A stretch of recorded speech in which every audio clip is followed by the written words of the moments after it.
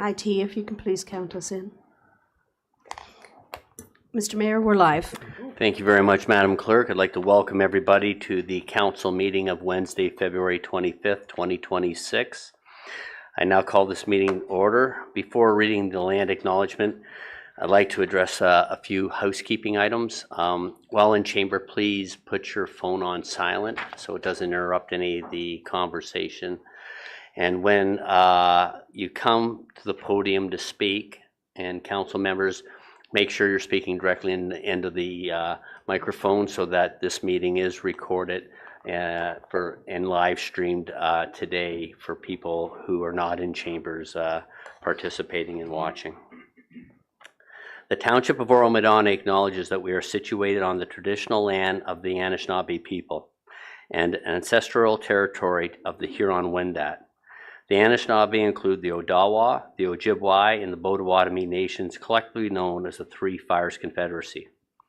It continues today as the home for diverse Indigenous people, including the historic Métis community in Penetang-Washing.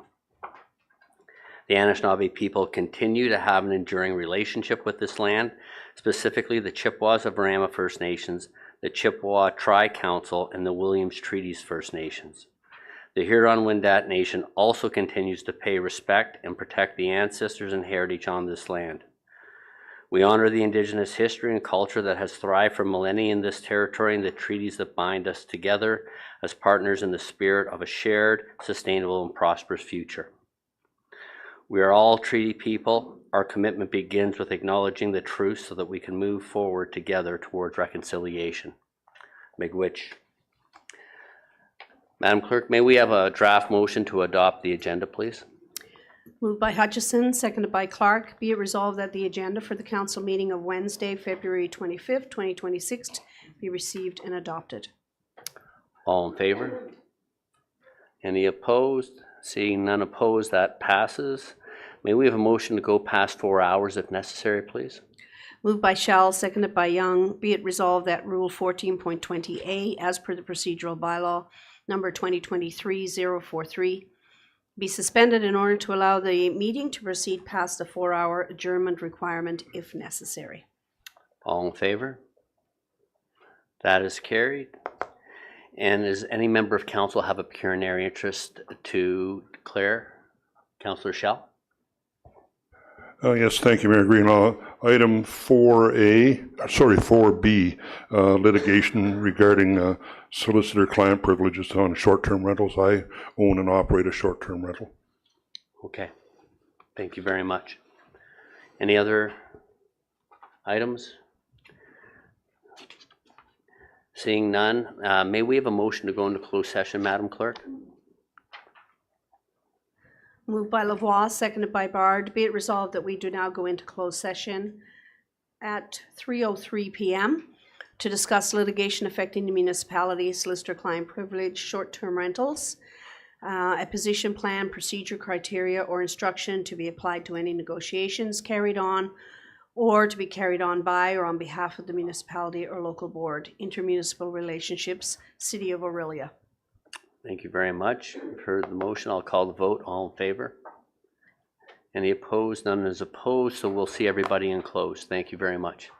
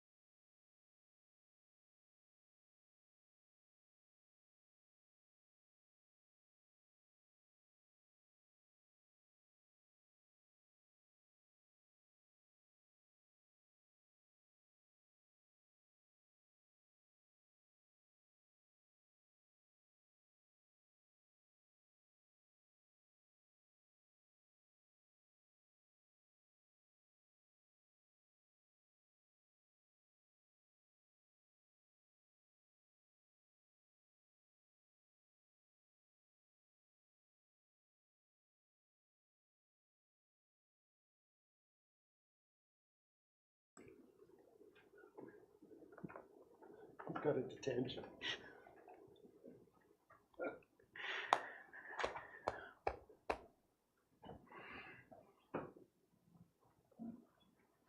In the penalty box. Mr. Mayor, we are live. Okay. We can, Councillor Young Yeah. can join us. Yes. Thank you very much, Madam Clerk. Councillor Young will be joining us momentarily. He's having some technical difficulty, but we have quorum. So could we have a motion to rise from close and report out, please? Moved by Lavoie, seconded by Shell. Sorry. Be it resolved that we do now rise at 3:38 p.m. and report on closed session items 4B and C. All in favor? That is carried. May we have a motion for item 4B, please? Moved by Hutchison, seconded by Bard.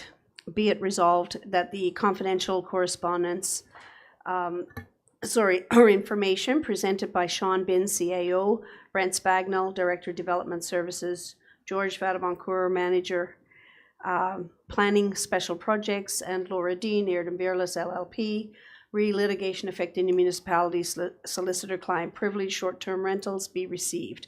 That staff and legal counsel proceed as directed by council. All in favor? That is carried. And we have a motion for item 4C, please.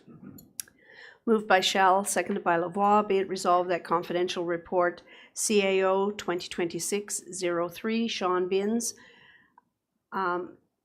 George Vadaboncourt, Manager, Planning, Special Projects, a position plan, procedure, criteria, or instruction to be applied to any negotiations carried on or to be carried on by or on behalf of the municipality or local board, intermunicipal relationships, City of Aurelia be received for information and further action. Thank you very much, Madam Clerk. I'll call the vote. All in favor? Any opposed? No, none are opposed. That's carried. And may we have the draft motion for the 2 sets of minutes, please? Moved by Young, seconded by Clark. Be it resolved that the draft minutes of the Joint Accessibility Advisory Committee meeting held on Tuesday, January 20th, 2026 be received, and that the draft minutes of the council meeting held on Wednesday, February 11th, 2026 be received and adopted as printed and circulated. All in favor? That is carried. We have no recognitions of achievements this week, no public hearings or meetings, sorry. Deputations, we are now at item 8A. Madam Clerk, is Ms. Miles and Mr. Woodside, are they joining us virtually?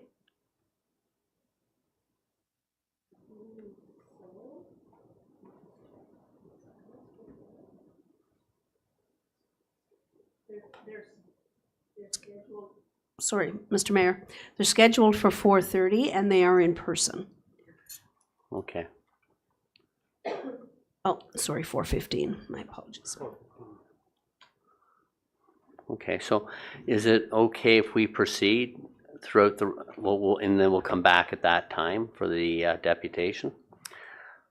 So we'll move to 9, identifications from people in the public that would like to have any item move forward out of, possibly they will not be staying for the entire meeting. Seeing none.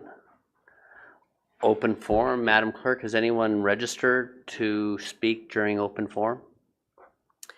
No, Mr. Mayor, we do not have anybody registered, but we may have people in the gallery who wish to speak. Okay. At this time, I'll open it to anyone in the gallery who would like to speak to any items. Please come forward to the mic, adjust it so you're speaking directly in the end of it. State your name and please continue and just identify the item number that you're speaking to. Thank you, Mr. Mayor and Council. Sandy Agnew is my name. I live at 1305 Scarlet Line. I guess the agenda is getting altered a little bit here. I'm here to support Linda Miles and Hartley Woodside, so I'm not going to take up your time repeating what they're going to say, but I'm familiar with what they're going to say and I strongly support them. So, okay, thank you. Thank you very much, Mr. Agnew. Is there anyone else who'd like to speak at this time?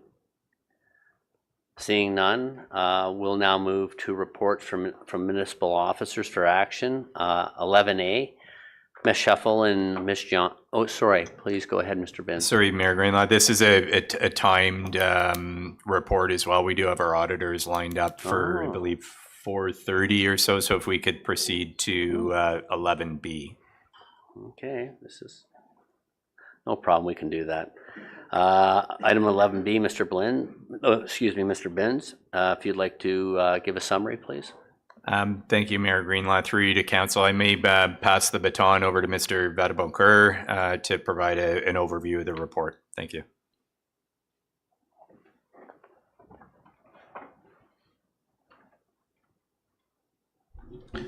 Thank you, Mr. Binns. Good afternoon, members of council. I'll be speaking to item 11B on the agenda, which is the proposed City of Orillia Settlement Area Boundary Expansion. The City of Orillia commenced a municipal comprehensive review process in 2018 that included studying various options to accommodate growth to 2051. In February of 2025, the city approved intensifying development within its boundaries and pursuing a settlement boundary expansion of 195 developable hectares, or 481 acres, to accommodate future growth. The city's consultants then undertook an analysis of the best 195 hectares from a planning perspective to include in a possible future boundary expansion. In December of 2025, the city released two boundary expansion options for consideration and asked for feedback from the public and the impacted municipalities. The two options involve lands in the township of Oro-Medonte and Severn. And my report, and the CAO's report, refers to the lands in Oro-Medonte. Under option one, and there's a map in the report, but we can show it on the screen as well. The city is proposing a boundary adjustment involving two locations in Oro-Medonte. The first location consists of a single parcel bounded by Memorial Drive to the north, Woodland Drive to the east, EP lands to the south, and the rear property lines of properties that front on Forest Plain Road. And that's the area with the green circle just at the bottom of the map. Thank you, Ms. Hewitt. The second parcel is a small 1.4 hectare parcel owned by MTO adjacent the off-ramp to Highway 11 and Memorial Drive. And it's hard to see there, but it's colored in blue. This parcel is 76.6 hectares in size, 189 acres, and with over half the area identified with natural heritage. And you can see the colored green area. The net area available for employment is 28.2 hectares or 69.6 acres, and that's the area in red. The second location is triangular in shape and is bounded by Highway 12 to the north and east, and Township of Severn, Atlantis Drive to the west, and the rear property lines of the lots that front on Bass Lake Side Road to the south. And that is in the map. And if Ms. Hewitt, if I could go to the third map in the list there, please.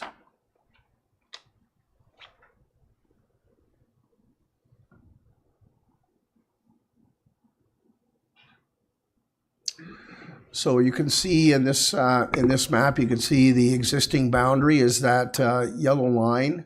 It's just north of Bass Lake Side Road, and then you have Atlantis Drive to the west, and then Highway 12 to the north. And it's that triangular portion of land that is proposed to form part of option one to be transferred to the City of Orillia.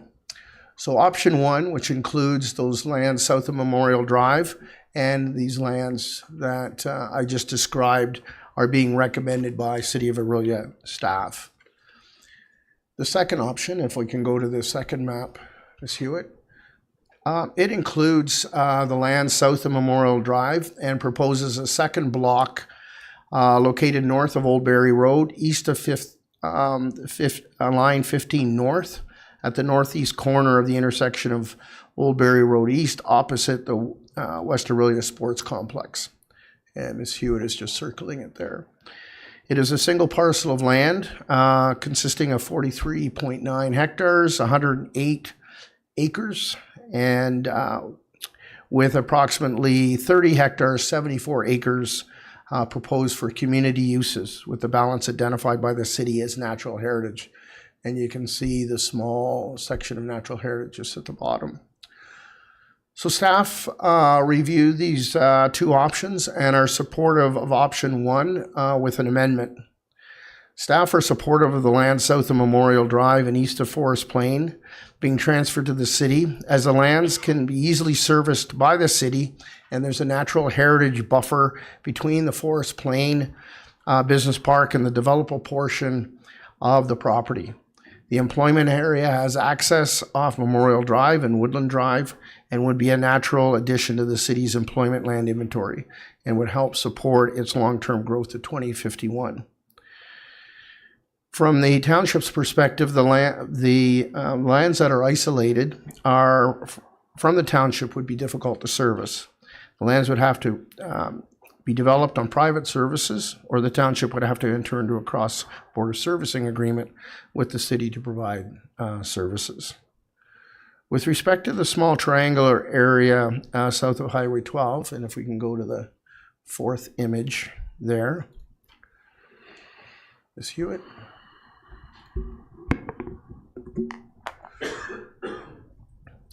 There's a small portion of land identified in red on the map that forms part of the Notre Dame Catholic Elementary School property. And that parcel is currently part of the city of Aurelia. You can see how the current boundary kind of jogs and then it goes across. And it's being recommended that this small block of land on the west side of Atlantis and north of Bass Road Side Road be transferred to the township. And this would be the amendment that's being proposed. Staff are not supportive of the additional parcel proposed as part of option two. Currently, the boundary between the township and the city is Old Barry Road East and line 15 north. The parcel that's being proposed is designated greenlands for the most part in the township's official plan, with a special policy overlay due to the proximity to the city. This additional block was proposed for employment purposes, and under option two is being designated for community uses.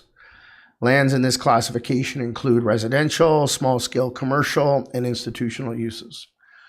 One of the concerns staff have is the amount of traffic that currently uses line 15 north between Bass Lake Side Road East or Bass Lake Side Road and Old Barry Road East. Development of this block for residential purposes would only add to the congestion that occurs along this corridor in two intersections. The City of Aurelia is currently completing a transportation master plan to plan for the future transportation requirements of the city. As part of the township's comments to the City of Aurelia, the township will continue to highlight the need for a holistic review of the traffic growth impacts and infrastructure needs for a Boundary Road and adjacent townships roads in West Aurelia, along with associated intersections and active transportation linkages. If option one is implemented, the township would forego a little under $7,000 in annual municipal tax revenue. If option two is implemented, the impact would be just under $3,500 annually in municipal tax revenue. Possible compensation for the town's loss through a boundary adjustment will be considered at a later date. In conclusion, Your Worship, members of council, staff are of the view that option one as presented has the least impact to the township and is consistent with the policies of the provincial planning statement and represents good planning. In addition to the city intensifying development within its boundaries, it would provide the city with approximately 69 acres of employment land that would be a natural extension of the employment uses that exist along Memorial Drive. And the small triangular portion that is referred to as part of option 1 at the north part of the slide there would clean up that municipal boundary. The amendment to the small triangular area south of Highway 12 as part of the boundary adjustment establishes the area roads as the new municipal boundary, and again has minimal impact on the township. Your worship, that concludes my presentation, and I'd be happy to take any questions. Thank you very much, Mr. Van Boncourt. Council, the floor is open for questions or comments in regards to Mr. Van Boncourt's presentation. Councillor Schell.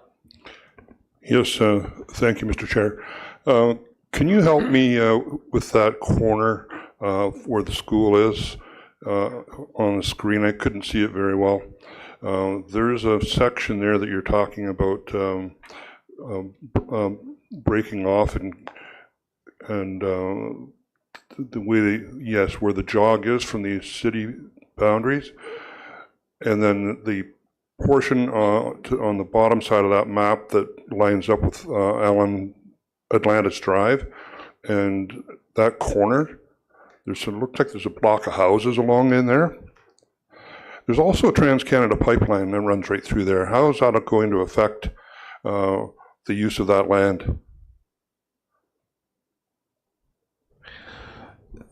Through you, your worship, with respect to what the councillor is speaking to, so you'll see that just south of the highlighted block, there's a long linear parcel, and that's the portion of the Trans-Canada pipeline, and it extends north into, and you can see it going across. It just goes right across the road and heads north. So most of the lands along there are already developed. There is a parcel just south of the church across Atlantis Drive from the school that is vacant, and there are setbacks that have to be met by the pipeline with respect to any development that occurs. So any development on that vacant parcel right there where the cursor is would be constrained by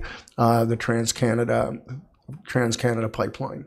Hopefully that answers your question. So it will have some effect on the use of that land. Pardon me? The restrictions that Trans-Canada pipeline setbacks would have restrictions on the use of that land then. Correct. Okay, thank you. Any other questions from members of council? No. Okay. Madam Clerk, we have a motion to receive the report, please.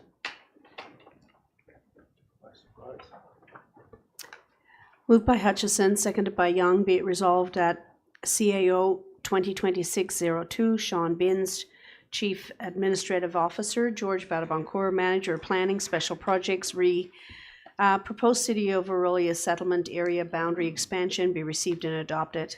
That Council support the City of Orillia proposed option number 1 as amended, and that Council be directed to advise the City of Orillia as outlined in report CAO 2026-02. Thank you very much. Everyone's heard the motion. I'll call the vote. All in favor? Any opposed? There's none opposed. That is carried. Madam Clerk, we'll now move on to item 11C. Mr. Binns, please proceed when ready, please. Thank you, Mayor Greenlaw. Just briefly, you wanted to provide council and the public an update with respect to the City of Barrie boundary adjustment and compensation agreement. Following the passing of Bill 76 late last year, I can report, and council will be familiar with 2 pieces of correspondence that have been received from the Office of the Ontario Land Development Facilitator and Minister Flack, communicating that the township will receive compensation reflecting the amount set forward in the framework agreement approved by the City of Barrie on October 1st, 2025, and that the Office of the Land Development Facilitator will be facilitating that agreement. I can also confirm that to date, the township has not received the 10.15 million compensation from the city of Barrie. However, we've been working closely with the Office of the Land Development Facilitator to finalize the compensation agreement. The other component of that framework agreement was on regional economic development and partnerships to advance those priorities for Oro-Medonte, the city of Barrie, the township of Springwater, as well as the provincial interest. We have had constructive discussions on that end, and the parties remain committed to that objective of the framework agreement and are making good progress on advancements of additional employment lands in the township of Oro-Medonte. So Mayor Greenlaw, members of council, that's what I can report at this time. There'll be more coming in probably at the March 11th meeting of council. Yeah, thank you very much, Mr. Binns. And just to expand and pick up from the CEO's comments, I have reached out to Minister Flack. They have acknowledged and they're trying to work with his schedule in order to find out when we can have some time to speak directly with the minister and the facilitator's office. And basically we're looking for the implementation of the agreement presented by the city of Barrie, which was endorsed by this council on November 4th, 2025. We anticipate being in the position to bring closure to this matter.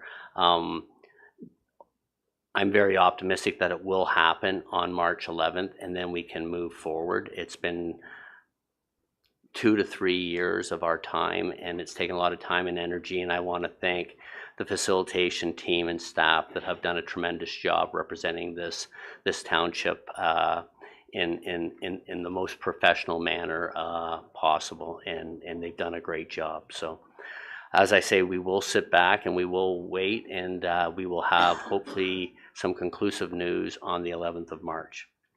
So members of council, if there's any other questions or comments regarding this at this time?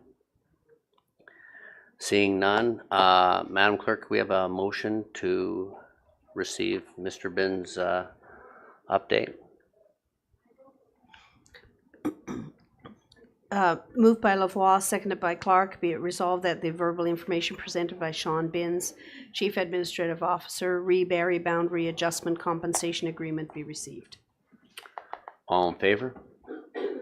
Any opposed? That is carried. We'll now deal with, I think we still have time to deal with 11D. Ms. Whitley, would you like to provide a summary when you're ready, please?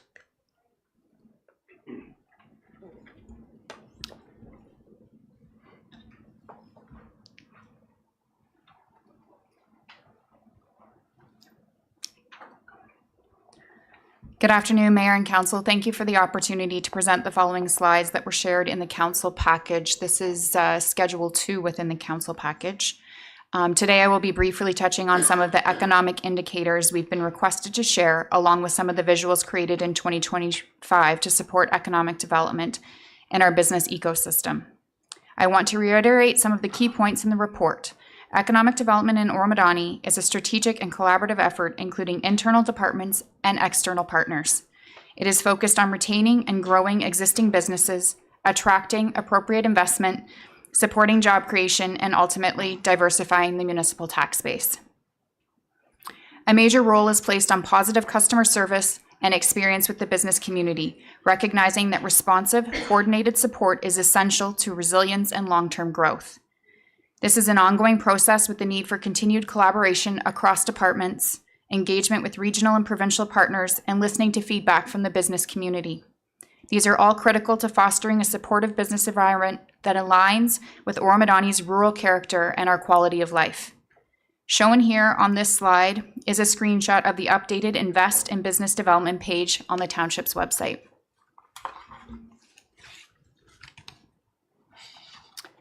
This slide touches on the available data to support the economic indicators. The public has access through our Township website to interactive data tools such as Townfolio and the Simcoe County Data Dashboard. These provide up-to-date insights specific to Oro-Medonte and other municipalities. It is important to recognize that the impacts of economic development activities are often long-term in nature. Efforts such as business engagement, landowner relations, investment readiness, and regional collaboration directly influence indicators like business growth, attraction and retention, employment levels, property assessment, and municipal tax revenues.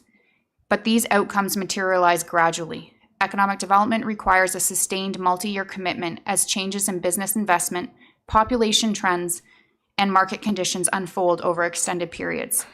Consistent monitoring allows the township to track the progress, understand these emerging trends, and demonstrate how long-term economic development efforts contribute to a stronger, more resilient local economy. These indicators continue to be monitored as updated information becomes available, recognizing that many data sets rely on the 5-year census cycles, and that this information is self-reported from the businesses.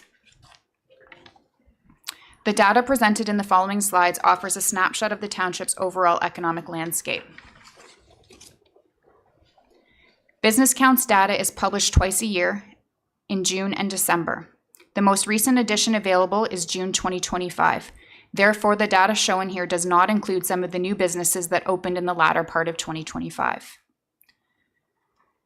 The 2023 decline shown is largely due to national level administration adjustments and reclassification of without employee business numbers. Business growth in the township remains strong. Since 2022, the business base grew by 13%, adding 345 new businesses.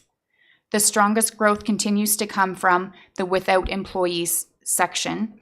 Primarily, this is home-based or sole proprietor operations. Building permit revenue. As you can see by the data, it really varies year to year on the types of permits that are requested. Some background information on the data shown. In 2023, we received significant permit increase in the commercial and industrial sector. In 2024, the institutional permits were higher due to the new Oro-Medonte School and Recreation Center.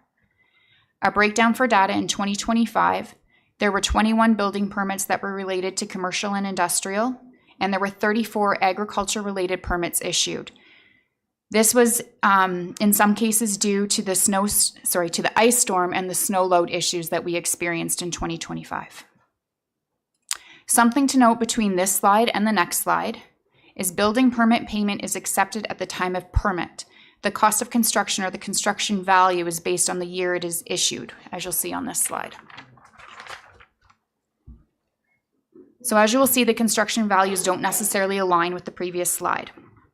An example of this is shown here. In 2024, the commercial and industrial is much higher because of multiple significant developments. Again, these values vary year to year based on the permit application and the types of construction that is planned. The chief building official will be presenting data in more detail regarding 2025 to council in the coming weeks. The next slide is showing an Oro-Medonte industrial and commercial tax. Please note that this chart is based off of the property assessment values for commercial and industrial properties. The tax assessment for property values increased by approximately 18.5% from 2023 to 2026 in the commercial and industrial categories. This slide is just a snapshot from the township's website that I mentioned earlier about Townfolio. So this is the interactive data set. It's just a screenshot to show you what you might see when you click on that information. The township continues to respond to potential investment opportunities as they arise, including direct business and investor inquiries, as well as opportunities circulated by the county and the province. While the availability of appropriately zoned and serviced land remains limited and can constrain the township's ability to advance these submissions, these inquiries help inform long-term planning and investment readiness efforts. Employment lands are monitored on an annual basis, creating this up-to-date reference map to support site selection, investor discussions, and development inquiries. The most significant change for available employment land in Oro-Medonte is in the Guthrie Industrial Park, also known as Line 4. Several parcels of land have sold and have been developed along Windstar, with only a couple of parcels remaining. In addition, the new crane training facility is under development along Hollick Road and Highway 11. and there are inquiries for potential opportunities on the other side of Hollick Road and Line 4, which I am sure we will see and hear more of throughout 2026. This will leave minimal remaining vacant properties, and of note, there are some challenges with these properties, including lot sizes, topography, environmental concerns, leaving limited options for development on these properties, and sometimes challenges with MTO access. We continue to work with landowners, local realtors, the County of Simcoe, and others on investment attraction opportunities. These next slides are the key visuals for 2025, highlighting some of the projects and initiatives accomplished. This first slide is showing one of the new gateway signs located at Highway 12 and Town Line. There's a similar one located at Highway 12 and Moonstone Road. There were 3 gateway signs and 18 additional wayfinding signs that were installed in 2025. The image to the right is a drone shot taken this past summer through a partnership with Orillia and Lake Country Tourism. We look forward to continuing this partnership with them. This slide is showing some examples of some of the marketing materials we used for the business engagement. Continuing forward in 2026, we are planning to host another business breakfast this spring. More information to come as we work through all these logistics. And we plan to host sector-specific meetings and continue to work collaboratively with our partners on opportunities to connect with sectors through opportunities such as film-friendly destination workshops, the Ag Knowledge Forum, both of these are happening this week, and many more to come this year.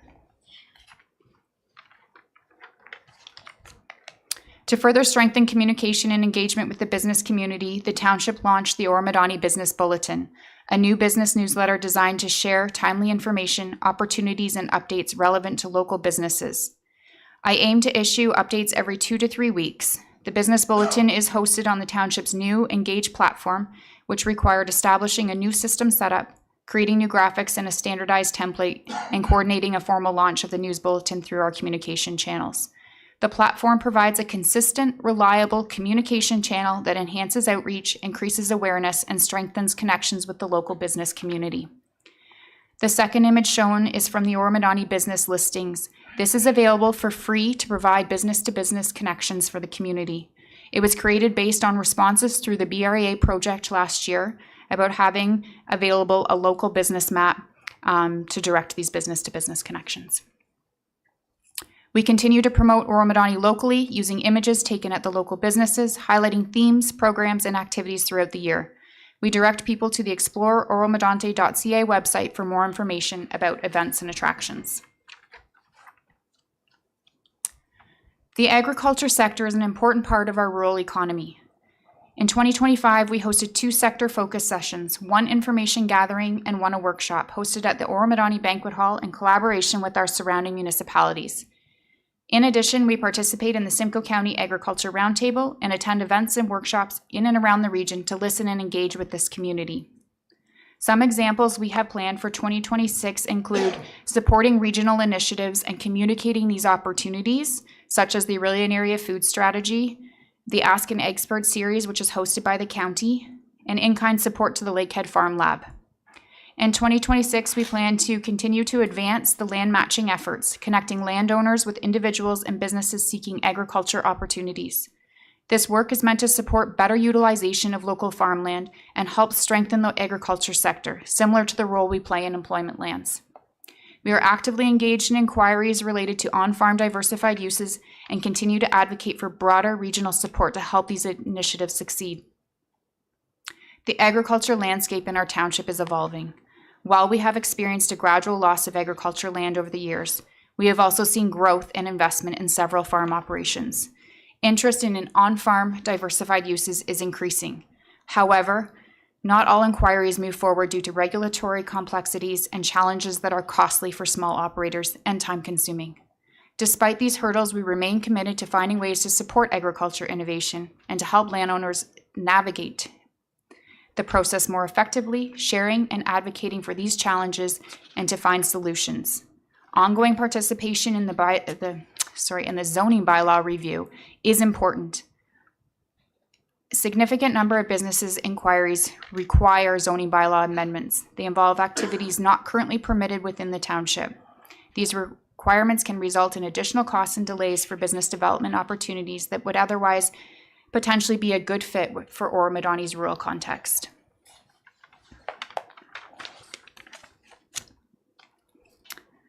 Through the 2025 Business Engagement Survey, we learned that 84% of the respondents in this survey indicate planning to grow, expand their services, or remain stable.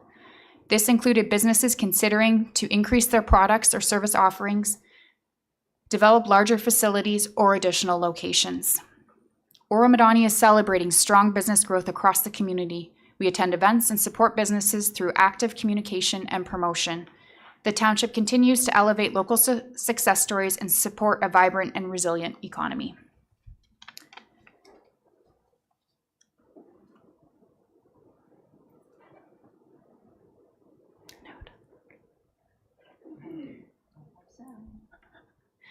There should be sound.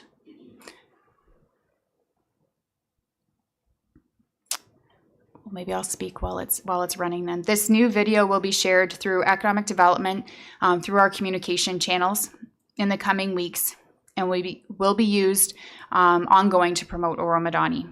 This showcases our rural character, quality of life, supportive environment, and our strategic location. Please note that this was created using current footage that we have available in the township. Going forward in 2026, we are looking to increase our library of video footage so that we can enhance these types of videos and promotional materials going forward.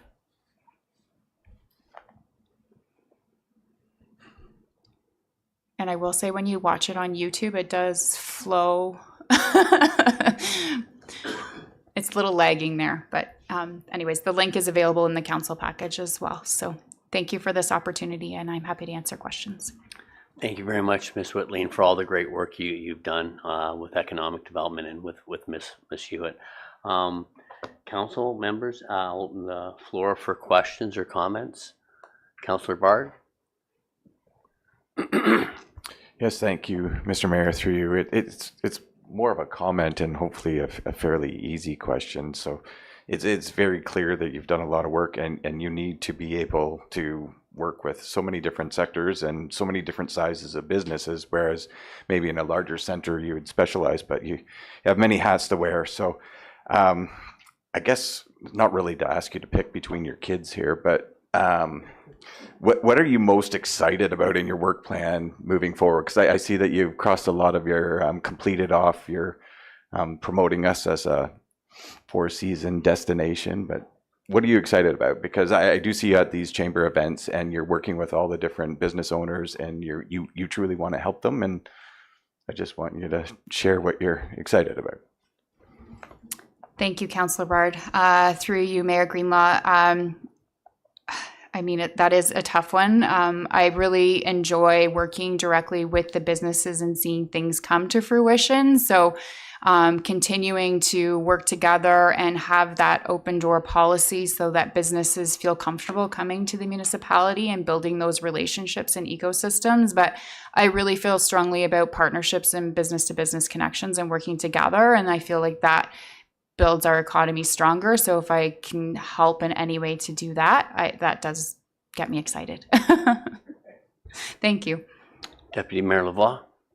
Yes, and thank you very much, Ms. Whitley, for your work and ongoing work. I just wanted to say that in conjunction with the land annexation activities, there was a focus that was brought upon economic development, and there was obviously very strong support of economic development, and industry and development of that nature is moving up into this area.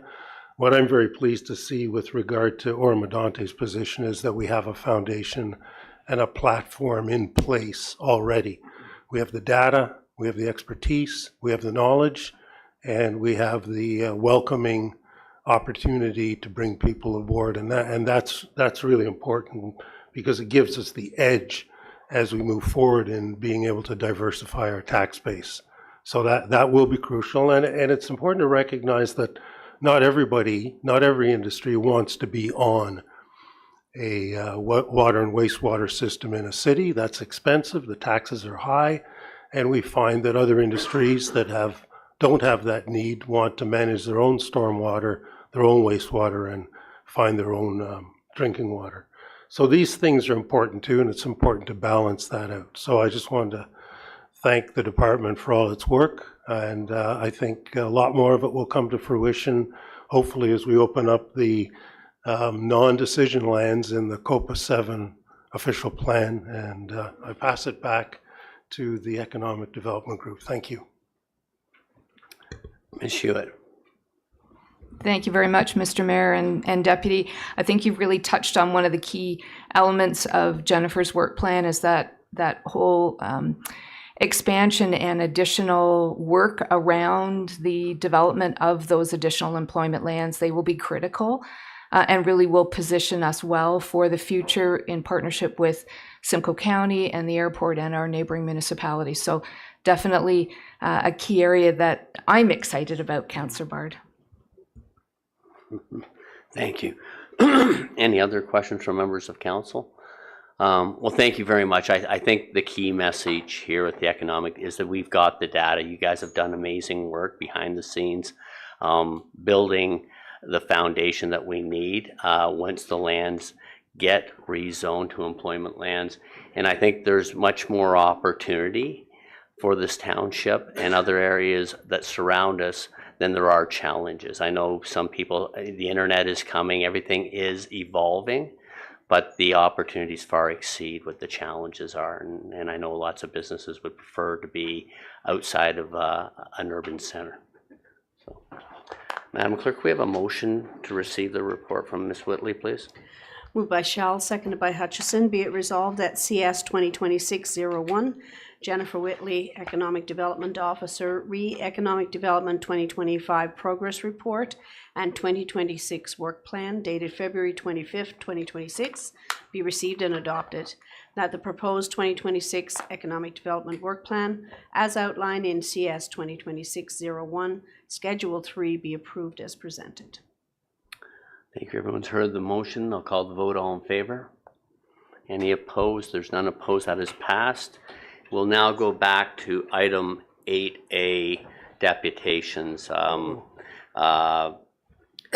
Ms. Miles and Mr. Woodside, would you like to come to the podium and adjust the mic so you're speaking into it so everyone can hear you at home and on the recordings after? And welcome to the chamber, and please proceed when ready. Thank you very much, Mayor Greenlaw.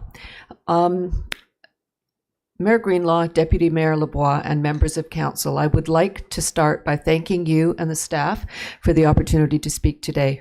My name is Linda Miles, and beside me I have Hartley Woodside. We both reside in the current Ward 1, but today we are here representing a group of Oro-Medonte residents that have a common objective of promoting a healthy and sustainable community by informing and engaging residents on matters important to all of us in Oro-Medonte. That group is called EROM. Our work in the past has included holding educational sessions on issues that are relevant to Oro-Medonte. We also publish an e-newsletter and maintain a private Facebook group. We are also one of more of approximately 50 member groups of the Simcoe County Greenbelt Coalition, and we're very proud to be collaborating with that group. The subject of our deputation today is the Oro Moraine and the Oro-Medonte official plan. We believe there is an urgent need for the township to fully recognize the significance of the moraine and the role it plays, especially in the recharge of water to stream, lake, aquifers, and watersheds. While navigating the competing desires of those who might possibly damage the functioning of the moraine, even if that damage was accidental, we feel that council and staff would benefit from having language in the official plan that supports better protection of the moraine. I'd like to now pass over to Hartley Woodside, who will do the presentation. Thank you. Thank you. Thank you very much, and good afternoon. Who will be, okay, thank you. My name is Hartley Woodside, and I will start the presentation by making the requests of EROM to the council Then I will explain our rationale, and then I'll come back to the requests at the end. So the first request is that we request that during the next review of the official plan, the vision statement be amended to reflect the importance of the moraine to the health and wealth of the township. And 2, we support the location of new residential developments within the designated settlement areas, but we request that a moratorium be imposed on new subdivision and non-recreational development on the moraine outside of designated settlement areas. Slide 2, please. The previous official plan was created in 1997 after 2 years of consultation with the public and other stakeholders. In it, the Oro-Moraine was given a central role. After 24 years, in 2022, a new official plan was created which removed the Oro-Moraine from its central position in township planning. We would like to see some of the language of the previous plan, which emphasized the significance of the Oro-Moraine on township planning, restored to the new plan. We are particularly struck by the downgrade in significance given to the moraine from one plan to the next, and yet all the conditions which make the preservation of groundwater and aquifer recharge have become more urgent over time. As the climate has become hotter and development pressures increase, the protection of moraines and their associated wetlands and watersheds becomes more pressing, not less. The protections afforded the Oak Ridges moraine through the Greenbelt legislation reflect these growing concerns. The following are examples of the central role given the Oro-Moraine taken from the previous plan. I will read a few of these examples and provide you with copies of the rest. From A1 of the 1997 official plan, Community Vision. Slide 3, please. Thank you. The Oro-Moraine is the heart of the natural heritage system of Oro-Medonte. This plan recognizes the Oro-Moraine landform as significant for planning purposes. This area has historically been an area of resource competition, since its topography is attractive for recreational uses, its natural features are attractive for housing, and its mineral aggregate resources, which are considered to be an important provincial resource in the area, are sought after by the aggregate industry. The Oro-Moraine is also one of the major groundwater recharge areas in the county of Simcoe. Given that the population of the township relies solely on groundwater for drinking water, it is the intent of this plan that the function of the Oro-Moraine as a recharge area be protected for future generations. It is expected that there will continue to be pressure for development on the moraine in the future. On this basis, the plan includes a comprehensive policy framework which directs development away from significant natural heritage features and from aggregate resource areas on the moraine. Slide 4, please. Given that the Oro-Moraine serves as the headwater for a number of river systems that extend into adjacent municipalities, Council is willing to cooperate with these adjacent municipalities, the County of Simcoe, and the appropriate agencies on any further analysis of the Oro-Moraine. The purpose of such an analysis would be to document the importance of the Oro-Moraine in the wider region. From A212, Strategic Objectives, from the official plan of 1997. To D, to ensure that the function of the Oro-Moraine as a significant recharge area is protected. From A221, groundwater, the goal, it is the goal of this plan to protect the function of significant recharge areas, such as the Oro-Moraine, in the wider region. Strategic objectives, to maintain and enhance surface and groundwater resources in sufficient quality and quantity to meet existing and future needs on a sustainable basis. To ensure that significant recharge and discharge areas are protected from development that may have a negative impact on their function. And C, to require the continuing monitoring of the groundwater resources on the Oro-Moraine and in the remainder of the township. And finally, D, to participate in programs that are intended to provide additional information on groundwater resources in the township. So that's the end of the part that I will read. That 1997 plan goes on to create a special planning area called the Oro-Moraine Planning Area. This area is divided into parts, each with its own planning criteria.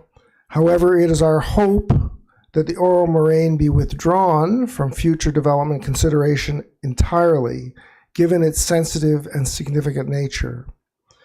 We need to remind ourselves that wetlands on the edges of the moraine are often interlinked and always contribute to the resilience of communities of plants, trees, wildlife, and humans, which depend on their numerous abilities to handle water through drought and flood alike.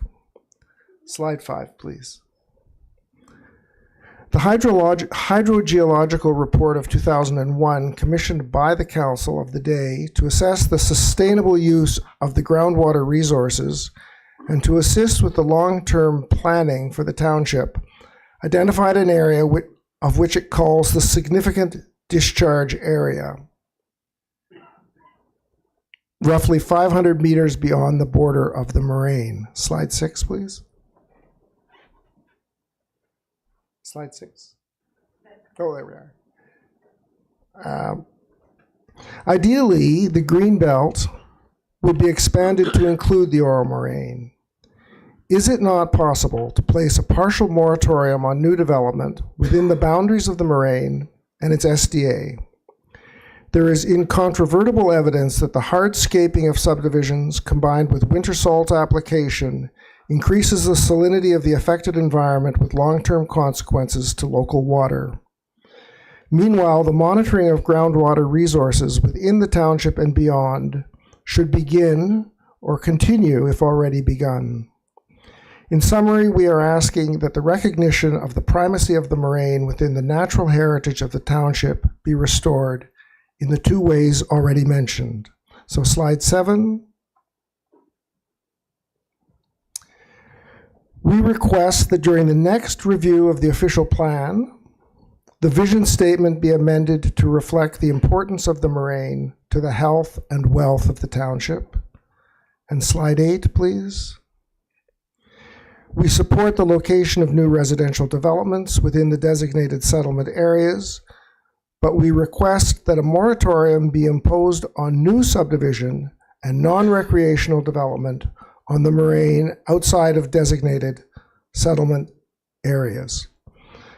To be clear, I should point out that we are asking that you give weight and formality to what the township already requires in the new official plan through a moratorium, and that in 2022, the Council of the day voted unanimously to support a moratorium on new or expanded aggregate pits. So a moratorium is not such an outlandish request. Slide 9, please. In recognition of the pressure on staff time, we are not asking that the Oro-Moraine Special Planning Zone be restored in all its complexity. We are not intending to read aloud the description of this planning zone, but are including it with the documentation as a reminder of the moraine's significance in the township's past official plan. We applaud the township's plan to designate the Oro-Moraine as a green asset, as indicated by Mayor Greenlaw in an interview on New Year's Eve 2025, as well as the current push initiated by the Simcoe County Greenbelt Coalition and supported by many groups and individuals to expand the Greenbelt into Simcoe County. If these efforts should fail, then the Oro-Moraine Special Planning Zone might need to be reconsidered. It is our hope, our expectation in fact, that you will adopt the intent of these requests and ask staff for a report on this presentation with the goal of implementing these requests in a future motion. Thank you on behalf of EROM. And slide 10, please.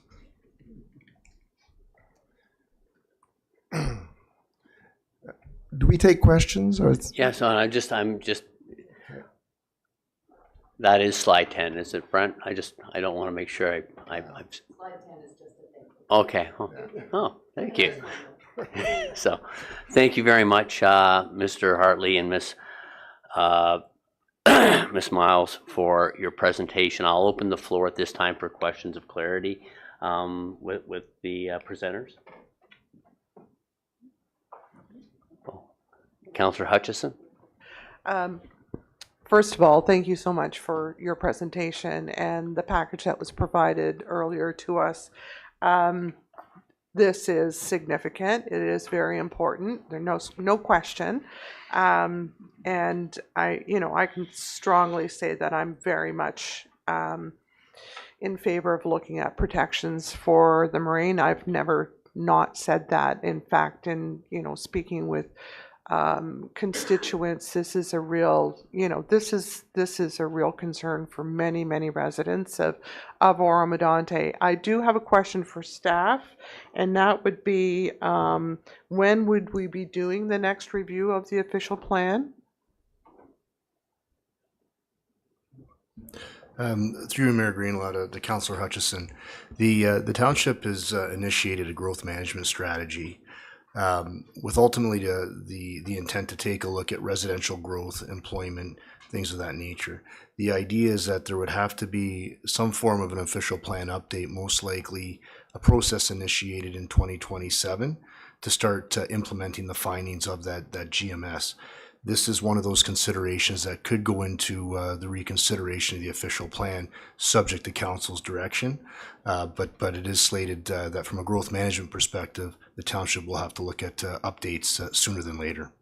Okay, thank you. Supplemental. Yeah, thank you very much, Director Spagnol. So, just so that I'm clear in what you had said, Mr. Woodside, we had all of these precautions for the marine in our official plan as of 1997, I believe. Yes, and the majority of these were stripped out with the current official plan. That's correct. Okay. Yeah, that plan ran, I believe, until 2022 with updates, and then it was replaced. And in the replacement, most of all of what we've said really was stripped out. Okay, thank you. Okay, thank you. Okay.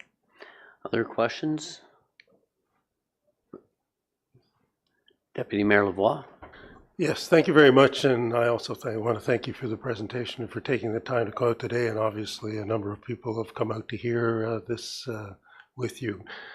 Very important issue.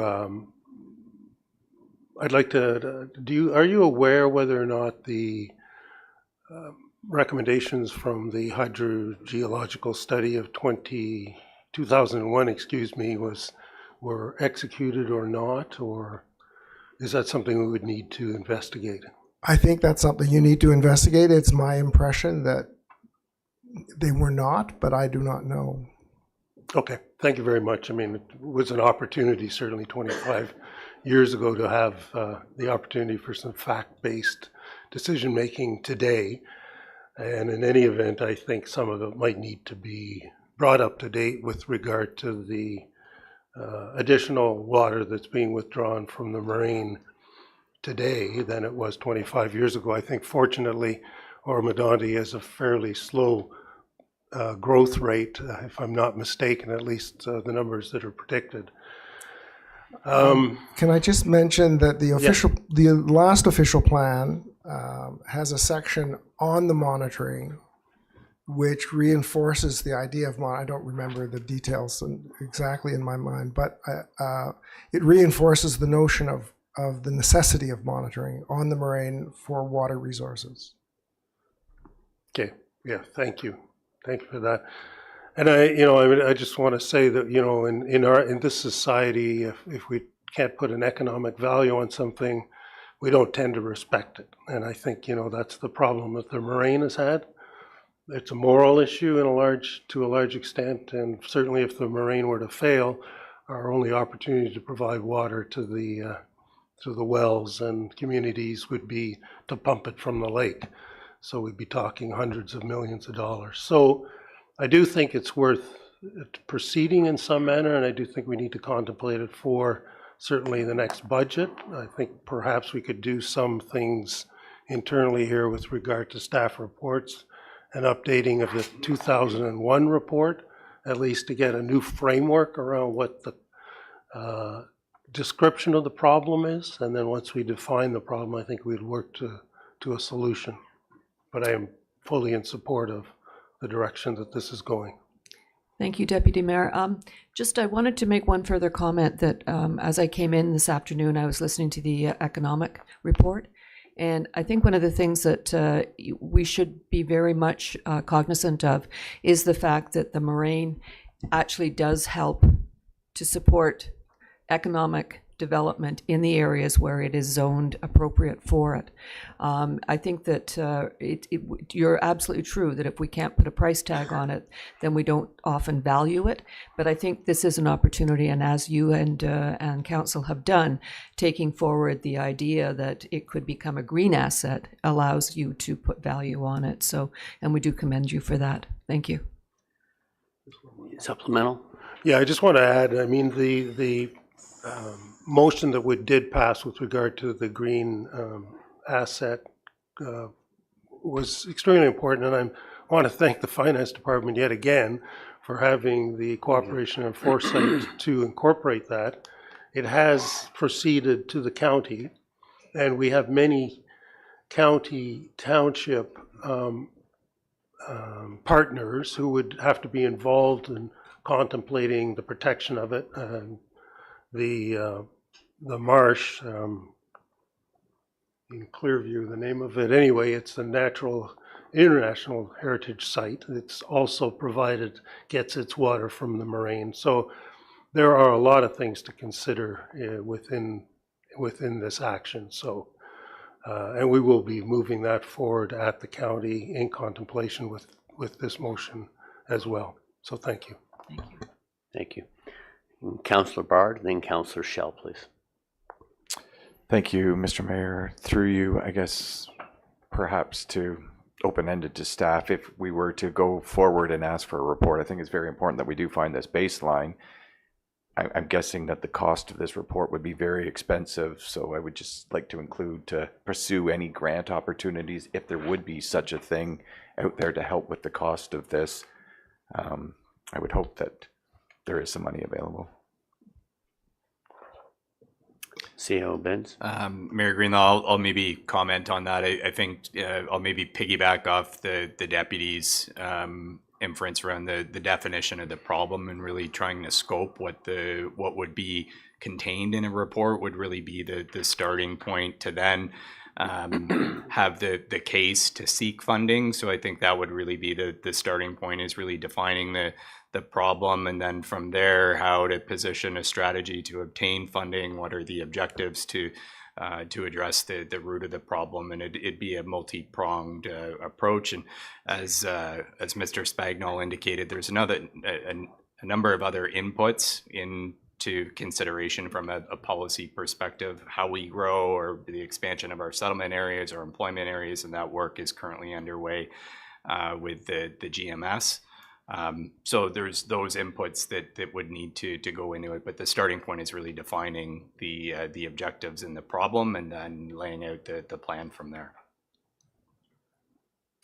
Thank you, and I know we've also reached out to Conservation Ontario to speak with the minister in regards, and this timing may be right for us to put some pressure on with the amalgamation of the CAs as well, that maybe they would like to take on this, because one of the big challenges is we really don't understand the girth and the capacity of the moraine, and it's quite a lengthy study that would have to be done in order to understand how we best protect it moving forward. Councillor Schell? Mr. Mayor, may I just comment? Is that part of the process here on what you just said or not? Yeah, sure. Just it's not common, but I will, since I maybe I should have just not have said anything. No, I'm just kidding you. But no, please do. Well, I guess I would. My request would be that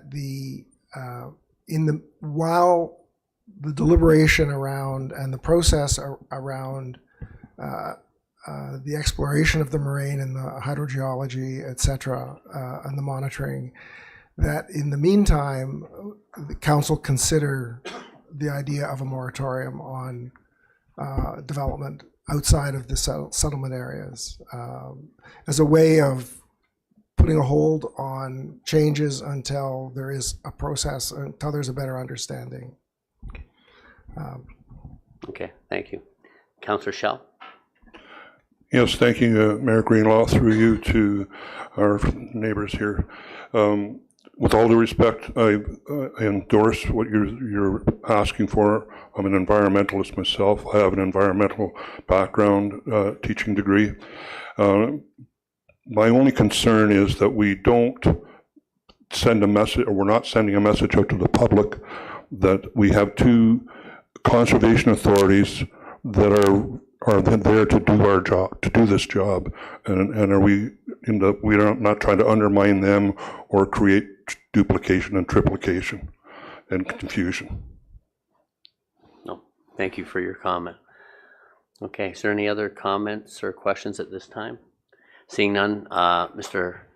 Hartley and Ms. Miles, thank you very much for your time. You know, it's important that every now and then you come back and give council a nudge to make sure that we don't let things slip between the cracks, and we do appreciate it and we do understand the importance. As we grow as a municipality, it's not just, it's important that we are respectful, responsible in our development, and not forget that we have a big responsibility of being environmental stewards of our lands as well. So thank you. Madam Clerk, could we have a motion to receive, please? Moved by Bard, seconded by Hutchison. Be it resolved that the deputation by Linda Miles and Hartley Woodside, on behalf of engaging residents of Oro-Medonte, EROM, opportunities for protection of the Oro Moraine be received.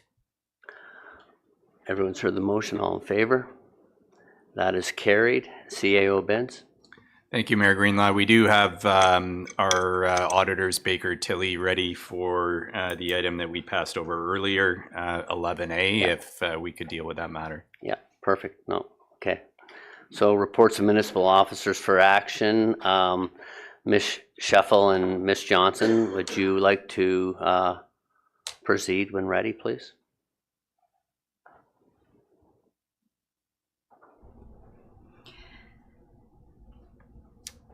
Thank you, Mr. Mayor, members of council, and members of the public.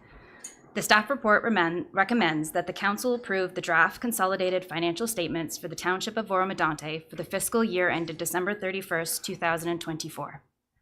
The 2024 draft financial statements highlight a strong financial health and operational efficiency. It also indicates that Bylaw 2025-036 was adopted on April 9th, 2005, and appoints Baker Tilly as the Township's auditor for the fiscal year 2025. Staff will then prepare and post a request for proposal for audit services for the fiscal years 2026 through 2030, as required by the Municipal Act. The adoption of this report ensures compliance with the Municipal Act and upholds transparency and accountability in financial reporting. I would now like to introduce our auditor, Richard Stinka, partner at Baker Tilly, Peterborough office, who will now present the 2024 draft financial statements and audit findings to council.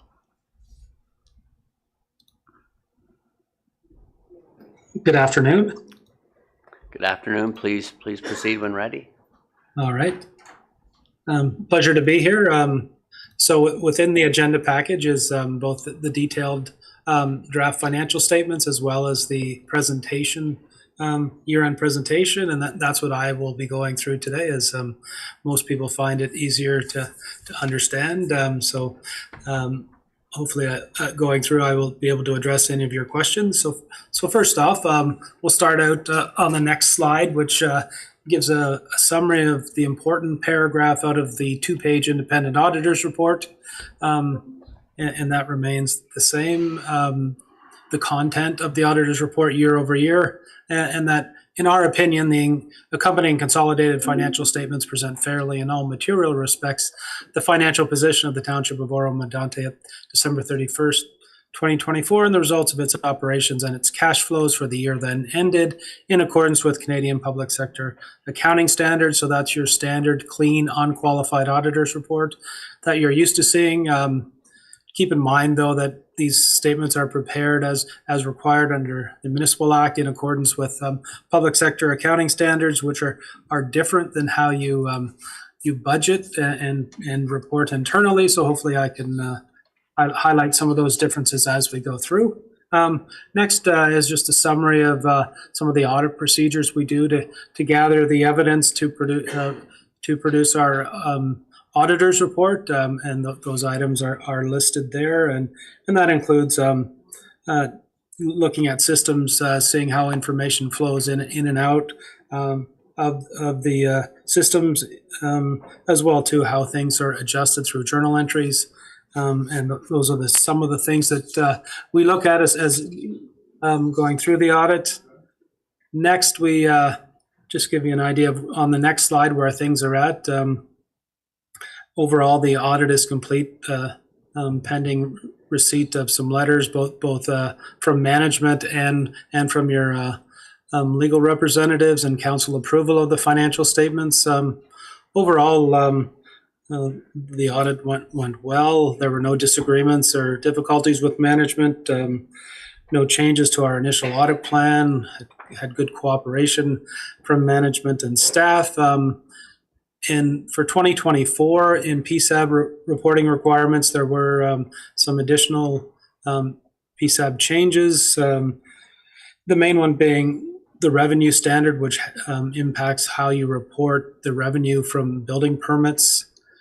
Historically, building permit revenue was just recorded as revenue when you received the money and issued the permit, whereas the work might be completed by your staff in 1 or 2 or even more years later. So now the new standard goes through and tries to estimate the value of the work completed, and then the balance of the building permit fees are deferred until the work is actually completed. And then as well too, there were a couple of other 2 other items that were implemented for changes for PSAB, but they had no impact on the township's financial presentation or numbers. So, and then as well too, just a quick summary of some other items. We still believe as auditors we're independent of the township. There were no unadjusted differences. Everything was adjusted, so there was nothing to report on that. There were no related party transactions. Our testing did not reveal any illegal acts, frauds, or intentional misstatements. And as well too, within the financial statements, there are estimates, and your 2 largest estimates are your estimate for your employee future benefits as to how those things might transpire in future years, and then the bigger estimate that was implemented for the 2023 financial statements was the adoption of the asset retirement obligations, and those 2 are based on estimated future costs to rehabilitate things. So those are some of your larger estimates, and as well too, overall too, within the financial statements, you'll see that the contingency in relation to your county landfill has been removed as that settlement, as that item has been settled with the transfer of some property. And then as well too, the subsequent event is noted there for the boundary adjustment that was approved earlier this year. And then as well too, overall with timing and everything, the work internally is improving, and as well too, we're presenting 2 months earlier in the past, and we've already looking at scheduling the 2025 audit in May. So your staff is moving things along, so that is good to see. So then that's a summary of where things are at from the audit standpoint. If we move along to the next slide, it just highlights your financial assets, and as mentioned in the covering report, so these are assets that are either cash or can be turned into cash, and you'll see there on the far right hand side just the 5-year trend. Overall, your cash did increase, and that's due to the operational surplus this year, as well. Your accounts payable also increased, which meant you still had some more cash available to you at the end of the year. Your investments just grew by growth within there. Your trade and other receivables went up, and those are mainly comprised of water amounts due from water users. HST is about $1.2 million. The water amounts were about 1.4. Amounts owing to you from developers and things like that was about $2.3 million. So those are some of the larger items within your receivables. And then the one nice thing to see here for Oro-Medonte in 2024, in comparison to some other municipalities, your taxes receivable remained identical as a percentage of total taxes billed of 9.9% outstanding for 2023 and 2024. Some of the other municipalities we've seen had a much larger increase, so that was good to see that. And you still remain below the 10% guideline set by the province to be within the low risk range there. So ideally, you can keep that there. So in total, you had about $56.7 million in financial assets. And then the following slide gives you an idea of who you owe money to on your financial liabilities. You will see there your payables did increase, and that was due as well to some additional items. Some developer deposits were the main increase there for about $1.1 million as well. You had the county and schools some more monies at the end of the year in relation to subs and write-offs. And then as well, you have your standard trade payables, your deferred revenue, your obligatory reserve fund. So these are monies you've received for development charges being the largest component, parkland fees, building code, as well as the Canada Community Building Fund. So these are items you've received the cash, you just haven't spent them in accordance with the requirements. So therefore, they remain there on your statement of financial position as a deferred revenue until you spend them within the requirements there. So of that number, $3.7 million of that is related to development charges. The next line is your deferred revenue other, and within that large increase from 23 to 24 is mainly attributable to the change in the building permit requirements. So that caused an increase of about $667,000. So that's the estimate of building fees you've collected that you still need to do work on. Long-term debt was paid down by $1.7 million. Your asset retirement obligations, they did increase just by the inflationary factor or what's called accretion. And as well, too, you remove some septic systems. So therefore, that came out of the liability for about $43,000. So that includes costs to remediate gravel pits, asbestos that you have in your buildings, as well as septic systems, wells, communal tile beds, and stormwater ponds.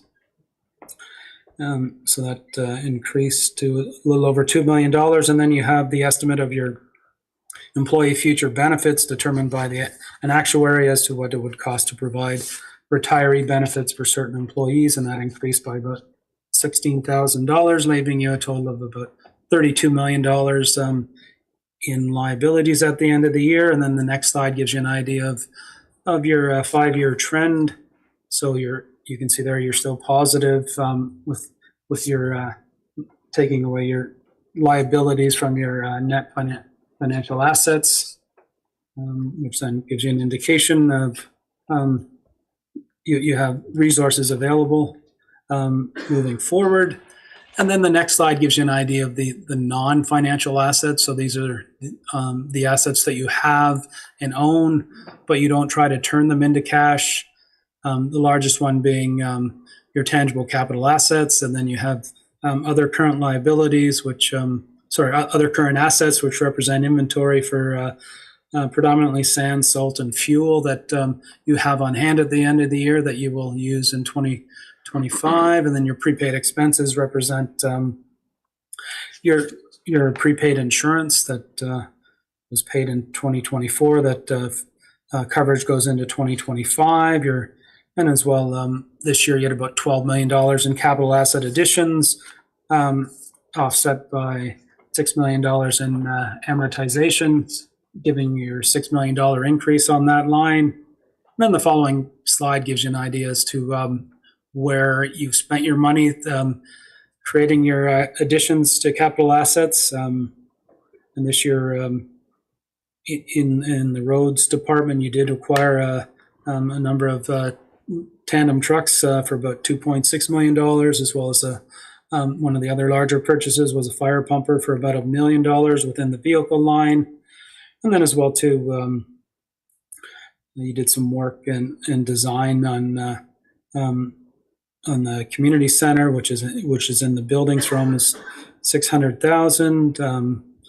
And then there's some various things acquired for in relation to streetlights and computers and playground equipment within the equipment line, and infrastructure includes both water mains work done on Dunn's Bridge, as well as actually work done for specific roads and drains and storm, and then as well too storm management ponds as well. So those amounts all amounted to the $6.2 million you see there on the slide, giving you your additions of $12 million. Then the following slide gives you an idea of your total capital additions over the last 5 years in comparison to the amortization. So you can see there you have been doing since 2022 a fair bit of capital additions. Unfortunately, just keeping your capital asset stock up to date is costly. And then on the following slide, though, we'll come to the accumulated surplus. So within the statement of financial position, it shows that you have an accumulated surplus of $132.7 million. But overall, a large component of that is tied up in the very first line of the $95 million. So that represents the net book value of your tangible capital assets, less your long-term debt, less the asset retirement obligations that go with those assets. So $95.5 million is all tied up in those assets, and unfortunately they will need to be replaced at some point. And the other unfortunate part too is that the numbers you see here for those assets are based on historical costs. There's no correlation between that number and what it would be to replace those. The next line gives you an idea of the overall township surplus. Sorry, can you just back up one slide? Just overall, the township surplus, you can see there at the end of the year, it's at $9.6 million, up from the $5.3 million. So as noted in the report, it was a good year financially, so you do have those monies set aside. And then predominantly the balance of your accumulated surplus is the $27.7 million you have in reserves that you can utilize moving forward. So it's the $27 million there and the $9.6 million that you can utilize to assist in future operations. And then we will move to the next slide. And this slide then gives you an idea as to when you look at the draft financial statements on the statement of operations, you'll see there that there was, on a PSAB basis, a $12 million surplus, which, of course, your operating surplus did not go up by that much. And a lot of that is mainly due to your tangible capital assets. So your amortization included in your expenses was $6 million, but you acquired $12.3 million in capital. So really, $6 million of that surplus was already used to provide to pay for that capital. So that reduces your surplus there. And as well too, you had the other numbers below provide you an idea that with the sale, you did sell a number of properties this year that brought in over $3 million in proceeds, including the sale of 2 fire halls and some land in relation to the community center school project.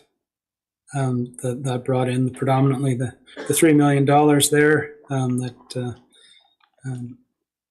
also helped add to your surplus. And then as well too, since PSAB treats reserve and reserve funds and capital fund is all one item, the reserve and reserve funds are presented there. Transfers to and from.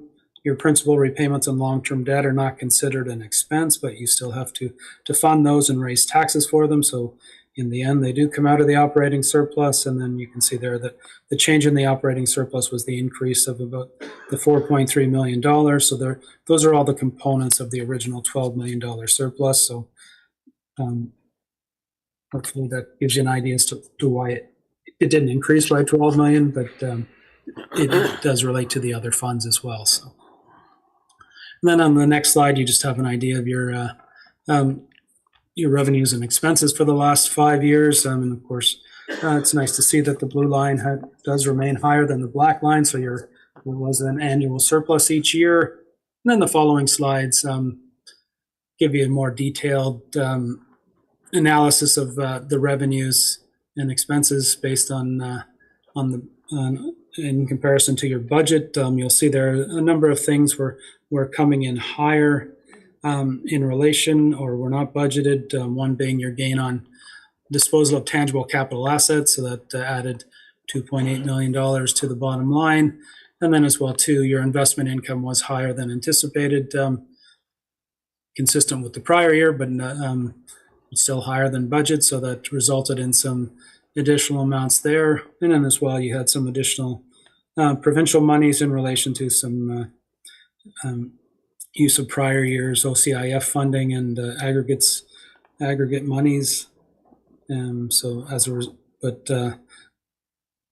your capital spending was under budget, and as a result, then you didn't use as many development charges. So that's why there's a decrease in comparison for both parkland and development charges being below budget. So as a result, then you pretty much came in on budget, factoring those items in. And then the next slide gives you an idea as to where some of your funds went on your expenses, broken down in the format for the FIR, and you can see the various categories there. But still, in total, you were coming in under budget as some contracted services, so items that some projects that weren't completed, that were identified, perhaps that were identified not as capital, but being one-time items, all coming in under budget. As a result, then showing that you were coming in below budget on most line items there. Then the following slide gives you an idea of the type of expenses that you've incurred. And you can see there that the totals do agree, and most items, predominantly in the materials and the contracted services, coming in below budget, whereas salaries were slightly higher than budget due to some year-end accruals.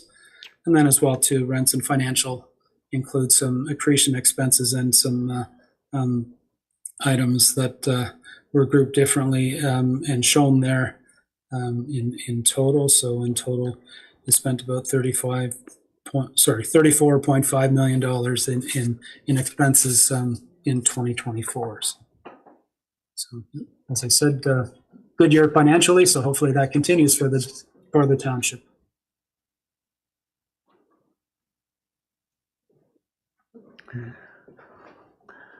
Thank you very much. Council, is there any questions?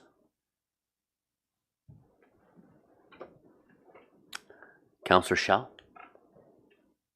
Yeah, quick one. Back 3 slides, there was a column in there and it said other municipalities. Yes, right in there. What's that line there for? Are we comparing ourselves with other municipalities, or I don't No, understand that. No, that represents revenues you've received from other municipalities, and Okay. almost all of that relates to the POA money that you've received, Provincial Offences Act from the City of Barrie. So, Got it. Thanks. yep. Perfect. Thank you. Any other questions of members of council? Deputy Mayor Lavoie? Yes, thank you very much, and I want to thank Finance again for producing the audited statement of the year, and thank you to Baker Tilly. I just, with regard to the timing of this financial statement, this being the beginning of 2026 and a year and a bit on, just some explanation of that perhaps, and where other townships are relative to this sort of experience in timeline, because it does make it, I think, a little difficult for council to contemplate what's happening going forward when the reports are a year old, but and what we might expect for the 2025 year statements. So thank you. Mayor Greenlaw, through you, I'll maybe start to answer the deputy's question and then pass the baton to Ms. Johnson. I think, ideal timing is early summer for prior year statements. I think, as you heard going through the presentation, asset retirement obligations, changes to reporting, new asset management requirements, all of those things, typical churn and staff really do present difficulties with all of the additional reporting that needs to be provided, and that continues to change. And council will recall we did take a deep dive into ensuring that our finance department is adequately positioned to meet those current requirements as well as the future requirements. And there were some gaps that were identified, and we've taken actions to close some of those gaps. And as Mr. Stayinga had outlined, this is the second report that we've brought forward in a matter of months on top of a 2-year budget, an ice storm, and all of the financial reporting that was included in that. So there's a culmination of factors that do lead to that. And I will echo Mr. Stayinga's comments that, the work that has been done is we're not fully there yet, but we're much closer, and that's a testament to the work of the team in finance. There's a lot of work involved in that, but we're moving in that direction to get us back on that optimal timing of a spring report. And the other comment I'll make in terms of other municipalities, you just need to do a Google search on some of our neighbors, and a number of our neighbors are in similar situations. Some of them have just looked at statements from 2 years ago, and Mr. Stayinga could probably comment on that, some of the trends he's seeing across the sector. But that's certainly with those increased pressures, it's a lot harder for smaller municipalities that don't have the same resources to keep on track. And I'll maybe just turn it over to Ms. Johnson for anything supplemental. Ms. Johnson? Yeah, thank you, CAO Binns. And I just wanted to mention as well that we did undertake a significant restructuring of the chart of accounts and in the summer of 2025. And then the overall financial reporting framework. So before we began the 24 audit, we ensured that both the 24 budget and the 24 actuals were fully mapped to the new structure. So the auditors could review our financials aligned with our updated and modernized system.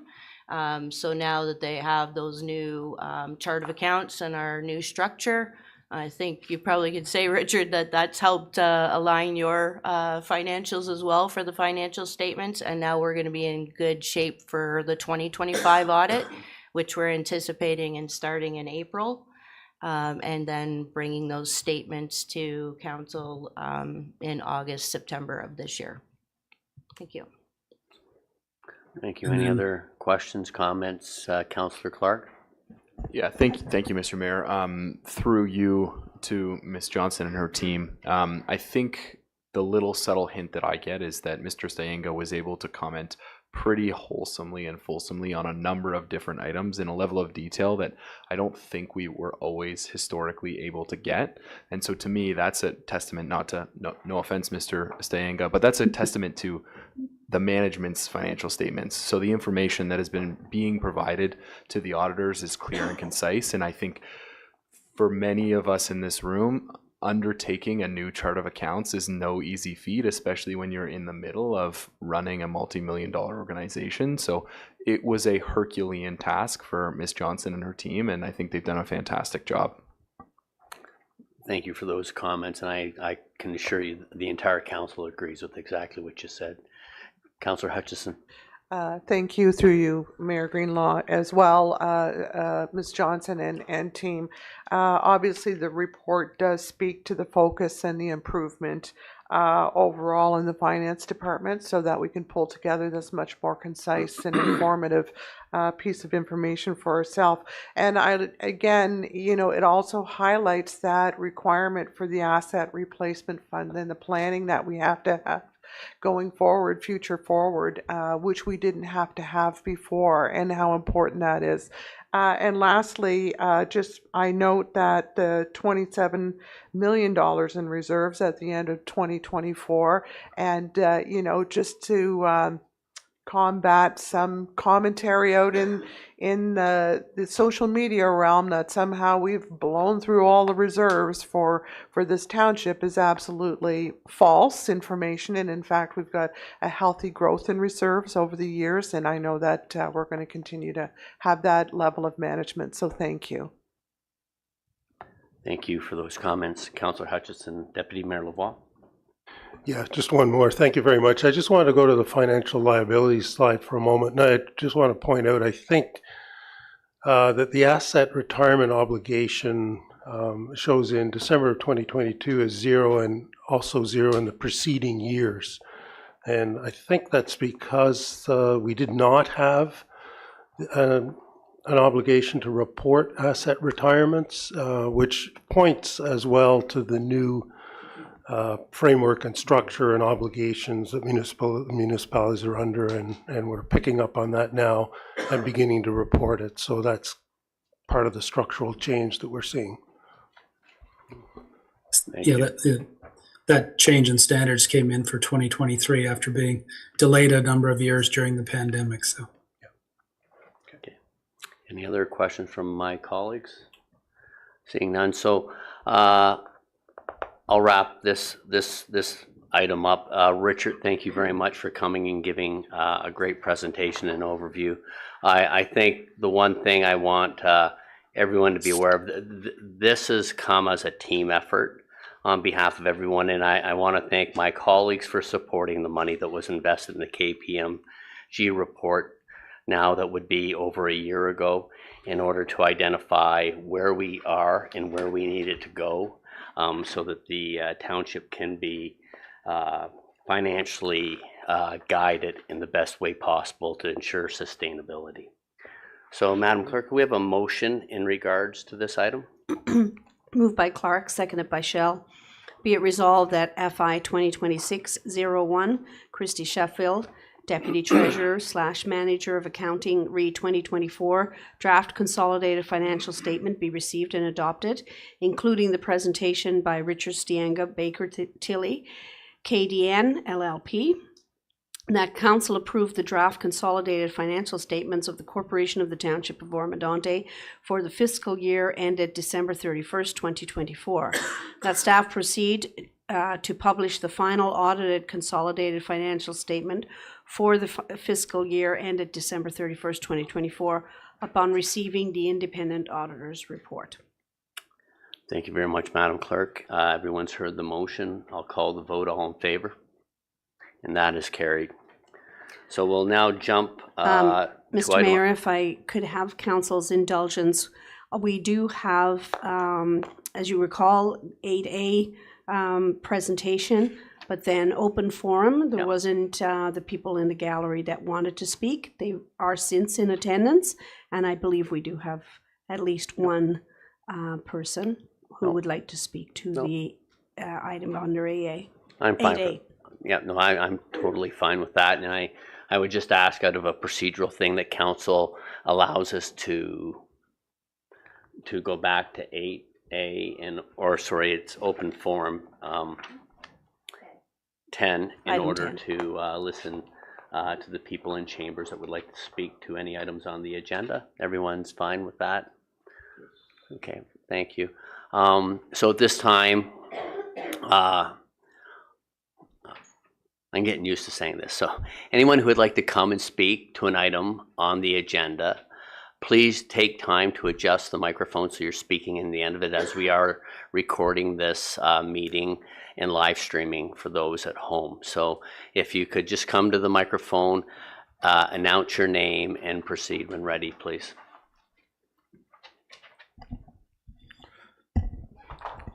Yes, thank you. My name is Bob Bowles, and I study and teach hydrology and ecology. I arrived at the council early because I was on my way back from the Blue Mountain and Beaver Valley, where we're working on moraines there. I just want to make 2 quick points. You gave me the opportunity to speak earlier, but I had not seen the excellent presentation by Mr. Woodside and Ms. Miles, and I totally agree with it. There's 2 points I want to make, very short points, is water sustained, pure, clean drinking water sustains all life. It's a commodity we take for granted. Once polluted, it's very hard to get back. So that's the first point. And the best point the best place to protect water is at its source. And in this case, in Oro-Medonte, the source is the Oro moraines. The aquifers and the seeps there the groundwater is coming out clean and pure. Few people know the Oro moraine as well as me. I've spent hours and hours on it. It's a wonderful commodity, and it really needs to be protected because if we lose that clean drinking water, we never get it back, and it's really an economic advantage to the township. Thank you. Thank you very much, Mr. Bowles. And is there anyone else in chamber who would like to speak? You can just adjust the mic so you're speaking into it and announce your name, please. Okay, hi. Can you hear me? Yes. Okay, great. Yeah, I'm Kim Kasori. And although I have more than 2 minutes, I cut it down to 2 minutes. So I'm going to try to fit this in, okay? Good afternoon, Honorable Mayor and Councilors. Thank you, Linda and Hartley, for making this wonderful deputation. The complete repeal of our previous OP is something I've talked about since 2022. Thank you, Mayor and Council, for supporting a Greenbelt expansion to include the Oro moraine. The first step in that process would be to reflect the Oro moraine's importance in our OP, which means revising the current OP, such as including some of the previous jargon as was talked about earlier, and I believe including the Oro moraine planning area section, because this would help show the province, if they ever do go that way, that we are interested in that. If we don't have that, they'll be like, why should we do it if you're not even interested yourself? So I don't want to waste time with that. The Oro moraine is one of 7 significant moraines in the Greater Golden Horseshoe, along with the Oak Ridges, Waterloo, Orangeville, Paris-Galt, Singhampton, and Gibraltar. It not only plays a crucial role in the health of our township's water system, but it is also an important part of the bigger regional groundwater system in Simcoe County, supporting multiple watersheds. I support the deputation in general, but I do have an additional comment. I want to express my concern over the designated settlement areas, both of which are on the moraine, especially Horseshoe Valley, which lies on a very important area of the moraine. It contains the highest elevations and therefore the highest recharge areas and the lowest elevations, which is very high discharge. And either contains or is adjacent to the headwaters for 3 major river systems: Coldwater, Sturgeon, and Matheson Creek. Those adjacent lands are on the Copeland Forest, which also contain Simcoe County's highest biodiversity. Moraines are highly sensitive to changes from increased urbanization. Without protection, this could lead to irreversible groundwater and ecological impacts. The UN reported a global water bankruptcy as we are taking out more water from the Earth's resources than nature has time to put back in. On a more local level, the Waterloo Moraine, which is much larger than ours, cannot accommodate more development as its aquifers are being depleted. I could send everybody an article. The hydrological study done in 2001, which was cited in the deputation, was going to initiate a long-term monitoring program. And since you already talked about that, I guess no sense asking if it was created or what happened, or where's the data. But because that data from that was going to help guide the suitability, type, and location of any future developments, including choosing suitable designated settlement areas. That would have been wonderful data to have. If there wasn't a long-term study, then a hydrogeological study of the Oro-Moraine is needed before any more development occurs, including Horseshoe Valley, which is on prime moraine, in order to help understand what we have so that we can make sound science-based decisions in order to protect it.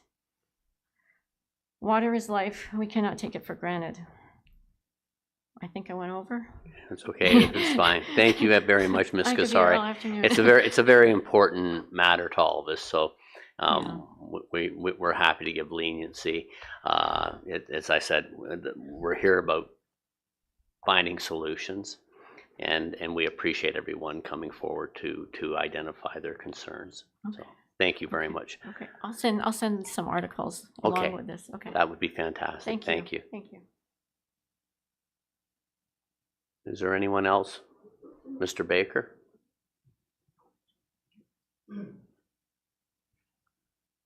Alan Baker, most of you are familiar with me. Lived in Oro-Medonte for 51 years, which is kind of scary. Sometimes on occasions like this, I feel like Moses coming down from the mountain with the tablets. I just want to make a couple short points. First of all, you're not starting from ground zero on data. The Azimuth report, which was done in 2001, was to solve the fact that little was known about the moraine. And in fact, there was a significant OMB hearing held, and it went one way because there wasn't enough facts on it, wasn't enough facts to be presented and judged on. So decisions were made on the basis of that. I want to point out one aspect of it in terms of water taking. There are three developments that were happening around that time. You're familiar with them. The names have changed: Braystone, Diamond Valley Estate, and I believe it was Forest Heights. I'm not sure what it's called now. The permit to take water alone for Braystone is 2 million liters a day. Now, it's a significant population, but it gives you some idea of what the scale is of the water taking. And I don't want to dwell on that, but I brought along one snippet. This was a report done in 2010, collaboratively between the Nottawasaga Valley Conservation Authority and the Lake Simcoe Region Conservation Authority. Mr. Mayor, you referred to two CAs earlier. The Azimuth is the basis for a lot of the decisions that have been made. It's very sound, it's complete.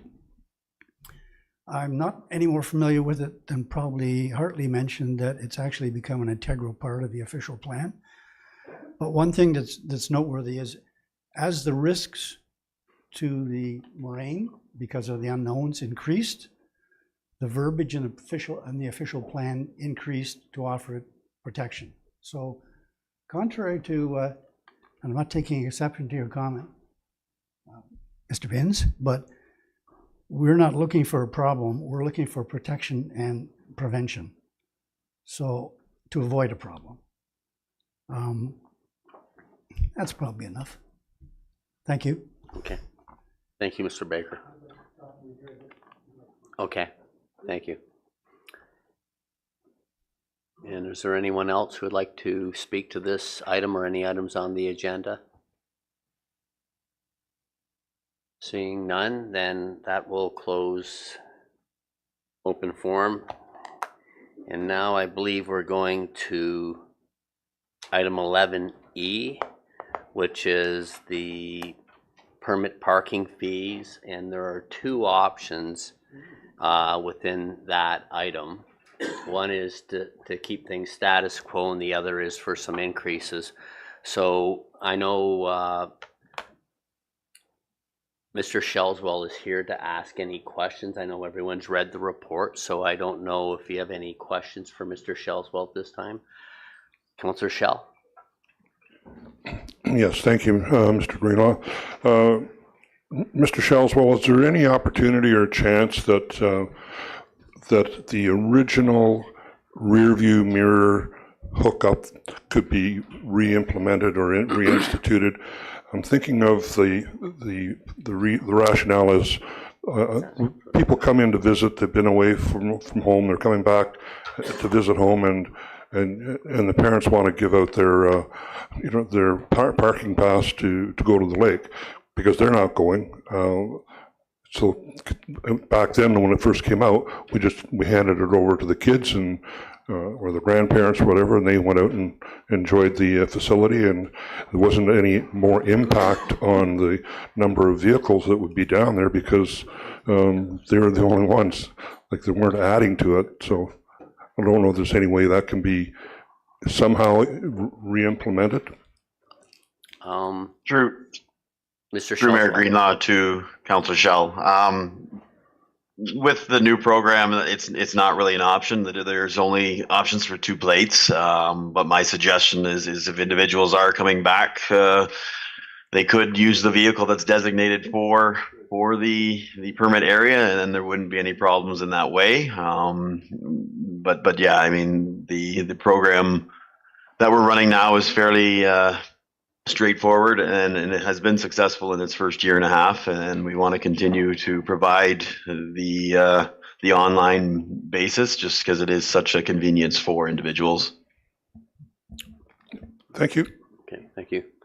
Is there any other questions in regards to this? I guess what we have to decide is option 1 or option 2. Does anyone want to floor what option is to be voted on? Deputy Mayor Lavoie. Yes, thank you very much. I'll floor the option that includes the amendment to the schedule. That's option 2. So Madam Clerk, could we have the motion for option 2, please? Moved by Bard, seconded by Lavoie. Be it resolved that DS 2026-014, Curtis Shelswell, Manager, Municipal Law, re-permit parking fees be received and adopted.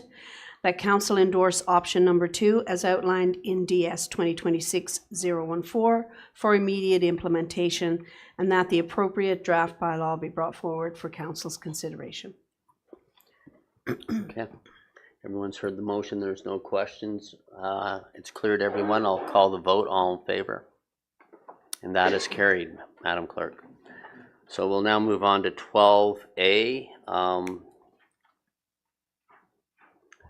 Mr. Spagnol, would you like to give a brief summary overview on this matter? Thank you, Mayor Greenlaw. Sorry, my apologies. And Councillor Shell. Yes, my apologies too.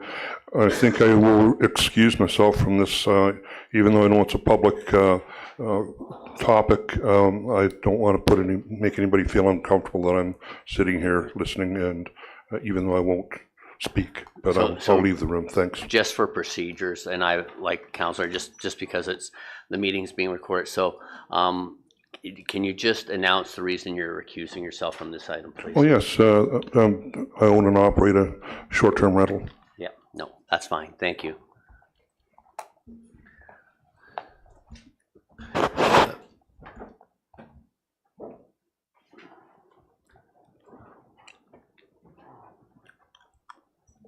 So,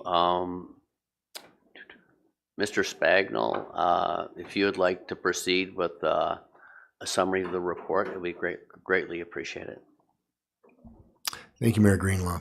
The information report on the council agenda is really a summary of the Ontario Land Tribunal hearing that took place on February 12th, 2026.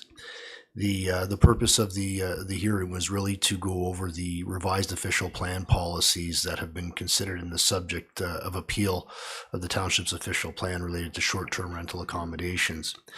The Ontario Land Tribunal considered information related to the specific policies, their purpose, intent, and received evidence provided by staff regarding the ability of those specific policies to meet provincial policy, county policy, and to reflect the objectives and the vision of the township's official plan.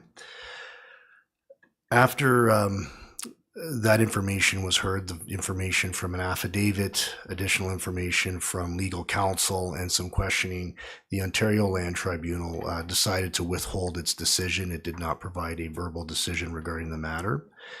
And on that basis, the township is waiting to see what the final decision will be from the Ontario Land Tribunal with respect to the official plan policies that were presented to the tribunal for consideration. In the meantime, while the municipality is waiting for that decision, the municipality will be available to assist the tribunal in any way, shape, or form, and ultimately any future process regarding the short-term rental accommodations will be reviewed and considered as we move forward, and subject to what that decision may be from the Ontario Land Tribunal. I'm available to answer any questions from council, but that's a very brief overview of the report and the hearing that occurred on February 12th. Thank you. Thank you very much, Mr. Spagnell. Council, any questions on this matter? Seeing none, then Madam Clerk, can we have a motion to accept the update from Mr. Spagnell, please? Mr. Mayor, all of these items are Oh, for that's right, information they're all only under 12. and under one motion. Yeah, Yeah. okay, so. Well, maybe we could separate this motion because then Councillor Shell, it allows him to vote on all the others as one, please. Yep. Okay, moved by Young, seconded by Bard. Be it resolved that the reports as listed under item number 12, reports of municipal officers for information only, be with the exception of item A, DS 2026-024, Brent Spagnell, Director, Development Services, re-OLT hearing update, official plan, appeals, short-term rental accommodation policies, to be pulled and voted on separately. No, I think it got reversed. My apologies. Oh, sorry. Sorry, Yes, no, it's okay. You wanted Counselor to come back in. Yeah. Okay. Yeah, I understood. I'm maybe suffering from dyslexia. I think but I didn't. And it was Bard. Yeah, so we'll vote on A. Be it resolved that item 12A, as listed under items number 12, reports of municipal officers for information, be pulled to be voted on separately. Okay. Thank you very much. And council can do the Okay, vote. so I'll call the vote. All in favor? That is carried. Okay. Okay, we can bring Councillor Shell back in. We'll. Okay.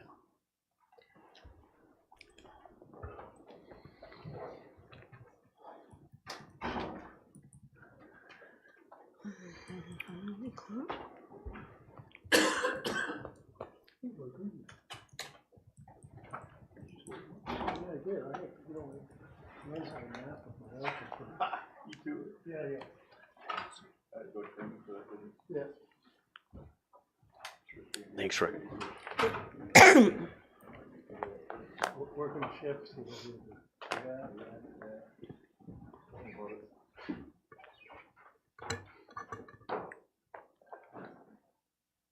Perfect. Welcome back, Councillor Shell. So now what we'll do is we'll deal with items 12B through to F, and are there any questions in respects or comments in respects to the environmental services reports? Through to G, Mr. Mayor, or are you pulling that? B to G.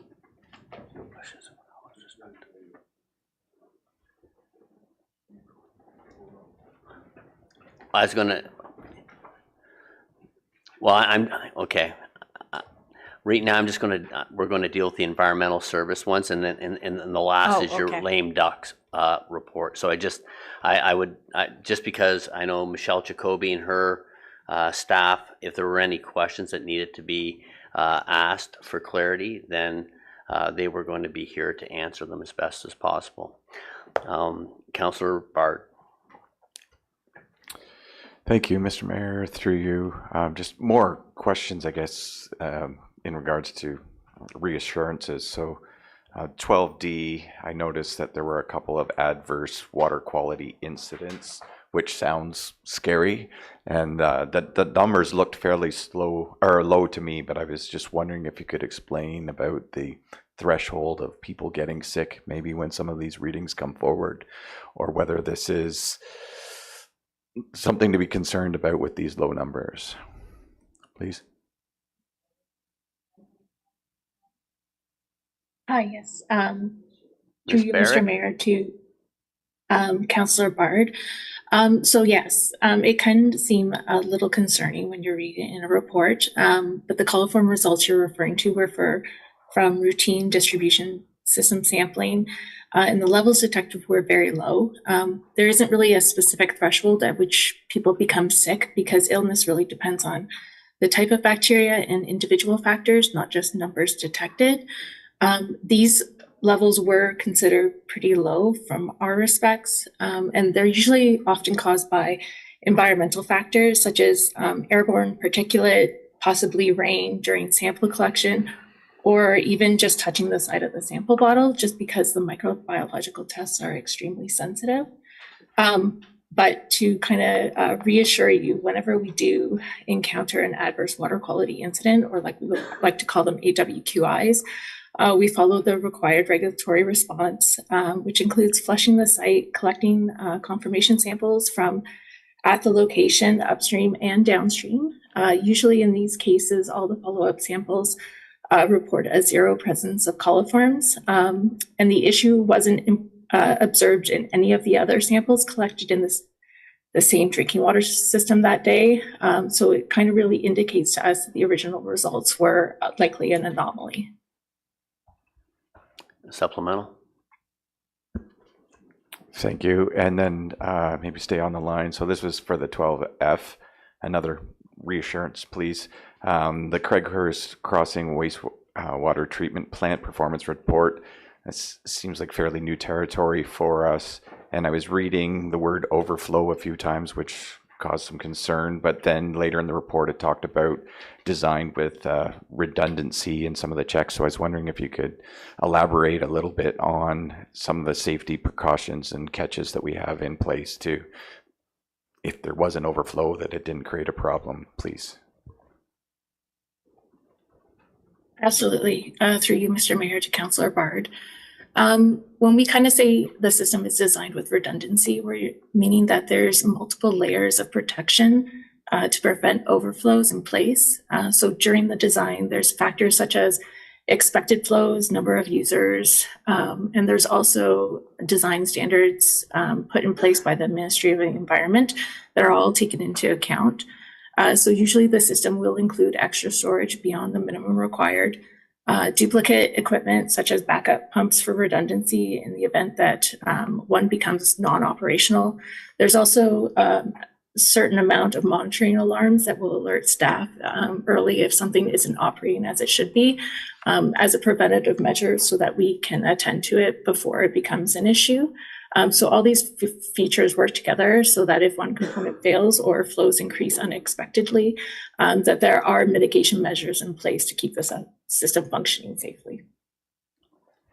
Perfect. Thank you very much. And one more or two more? Or just continue until you're... Sorry, it's just more of a comment. I just want to thank the team because there's obviously a lot of detail in these reports, and it was very reassuring that we had the ice storm event, and it didn't, like, we had a process in place to deal with that challenge that was presented. So not only the work that happened throughout the year, but the work that went into this beforehand, so that we didn't put ourselves in and our residents in a dangerous position. So thank you for all your detail to this.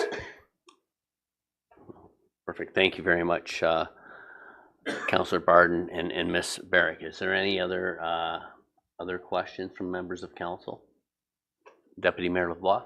Yes, thank you very much. I want to thank the team, and this is more of a general comment rather than specific to the reporting. But I do note that there was some coordination with regard to the finance department and the environmental services department on coming together in order to identify the climate change mitigation requirements and reporting requirements for our asset management program.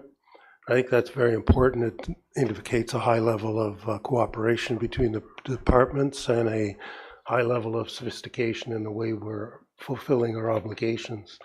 I'm wondering if it would be possible to speak to how we assess on a risk basis the infrastructure investment requirements that we see in front of us, given that there's limited amount of money and understanding how climate change is affecting our infrastructure is also somewhat speculative in nature. But do we have any risk management sort of tools that we use in order to determine where in our infrastructure we would accommodate the needs for climate change? Thank you. Thank you. Great question. As related to stormwater asset management, we predominantly rely on visual inspections and developing a risk matrices and an inspection rating. We also rely on weather monitoring, and that's a topic in a program that is helping not only urban stormwater but drinking water and road operations. So we have weather stations throughout the township. We have more coming in 2025. We have data loggers in facilities, and it helps us correlate data for road operations, for stormwater operations, for rainfall events, and then also for drinking water as it's related to usage in dry summer and things like that. So there's a comprehensive program that we're starting to put in place that's in, I would say the basic groundwork has been laid for that. There's also, to your earlier point, there's other policies that are in place through the Climate Action Plan, things like asset management, the official plan, the procurement policy, the engineering standards, all of which reflect our collaboration across departments to address climate change and do performance monitoring for asset management, if that answers your question.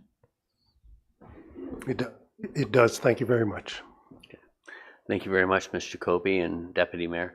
Any other questions or comments at this time? Okay, so we'll move now to item G, which will be is the lame duck report from Ms. Aubuchon. Does anybody have any questions in regards to that? I think it's informative. It's good that we kind of be brought up to date, as this is an election year coming up, and it gives us clarity as to when and how the process works. So thank you. Therefore, yeah, it's standard. It's normally a standard report that comes between February and March. I believe last election I brought it in March. This year I'm bringing it a little early. There's nothing wrong there's no penalty for being early. So thank you very much for the report, Ms. Aubuchon. Can we have then a motion for items B to G then under 12?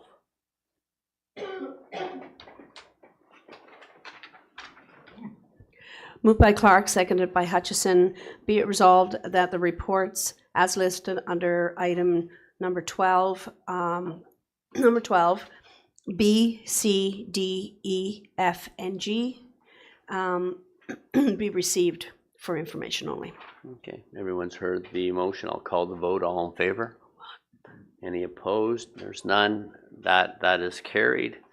We're now at item 13, reports of members of council. Are there any updates from council members of the committees or county? So Councillor Bard, I see got your card ready. So.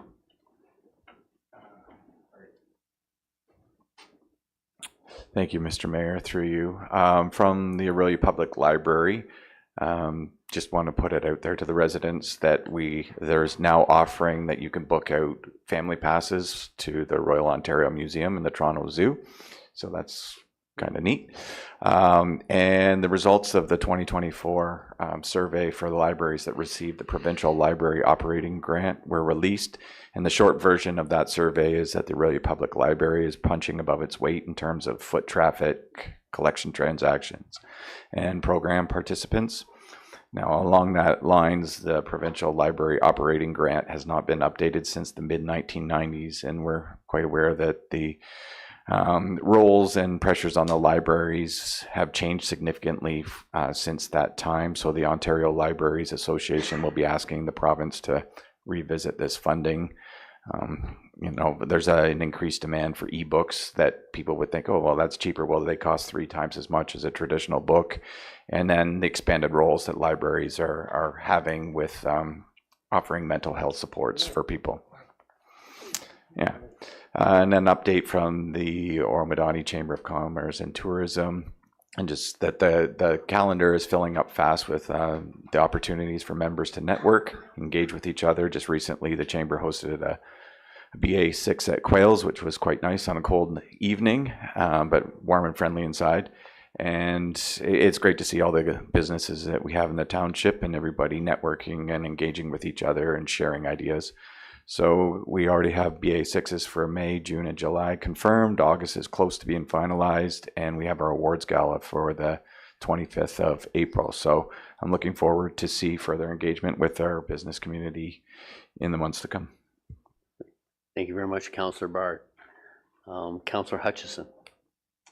Thank you, Mayor Greenlaw. Through you, I have some updates from Severn Sound Environmental Association. We recently elected the leadership team for 2026, and I'm pleased to say that Township of Springwater Councillor Danielle Alexander will be our chair this year. Town of Penetanguishene Councillor Suzanne Marchand will be the vice chair, and Township of Severn Councillor Mark Taylor will be the third executive committee member. I also wanted to give an update that with the SSCA, we took it upon ourselves to do a third-party review on the funding formula. It's always a big question around funding for SSCA, and how do we demonstrate the value for money? So we did hire a third-party review, Strategy Corp, to conduct a review of the letter of agreement and our funding formula. Because the current one was 20 years old, and it made sense that we have that done at this time. So we did have that third-party review conducted, and it came back with 3 different options for us. And at the end of the day, the committee decided to continue with the current funding formula that we have. It's the most cost effective. Although what we're looking to do is create a slate of KPIs or key performance indicators that can be embedded into that, so that we've got greater measurability and the ability to report out to municipalities in order to create a better picture of what it is that the funding is actually going towards with the SSCA. I did pass that KPI review on to a couple of council members here and some staff just for their input as well, to give back to the SSCA. But I think it speaks to the association's understanding that it's important that we review the funding formula, that we're making sure that we're getting value for money, and we can demonstrate the good work that SSCA has been doing. So that's my update. Thank you. Good. Thank you very much. Councillor Hutchison.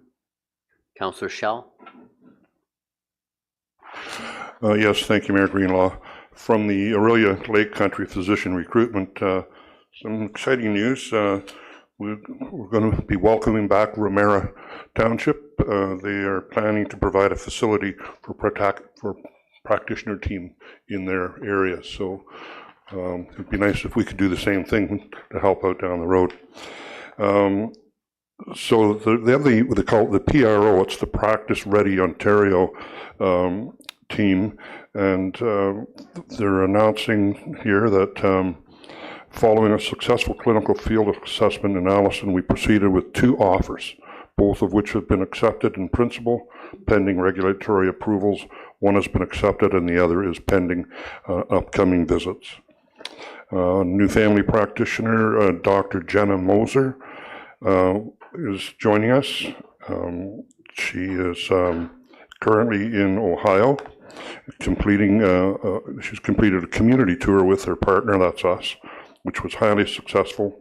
Following the visit, Dr. Moser confirmed her intention to move forward with employment in our community. She has a strong interest in family practice, including LGBTQ plus care, behavioral health, underserviced populations, and teaching. In addition, she will be providing hospital care. Carrying on, our UK general practitioner pipeline. We are in active conversation with 2 candidates from the UK GPs who plan to relocate to the region this summer. Practice models and locations to be determined. Acute care hospitalists. We've been currently short in hospital coverage. In response, we have increased stipends to align with industry competitiveness. A third-party requirement agency has been engaged for critical scheduling weeks, and Aurelius Soldier Memorial Hospital is providing accommodation reimbursements. And emergency department, we have seen a modest increase in emergency department interest, onboarding 1 recruit with strong local ties who has been provided coverage in other EDs across the region, municipal meet and greets for locums, prospects, active recruitments, and of emergency doctors, physicians finishing training in Australia. There's a couple more. Anesthesia. An anesthesia candidate relocating from Australia has accepted a letter of offer and will begin later this spring. Although establishing family practice in Haliburton, he will provide recurring family practice anesthesia services out of Aurelius Soldier Memorial Hospital. His immigrating shortly is underway. And finally, this weekend we will be present at the Ontario Medical Students Association Wellness Retreat in Severn, February 27th and 28th, connecting with 160 Ontario medical students. So we will be providing Mariposa donuts and a few extra goodies.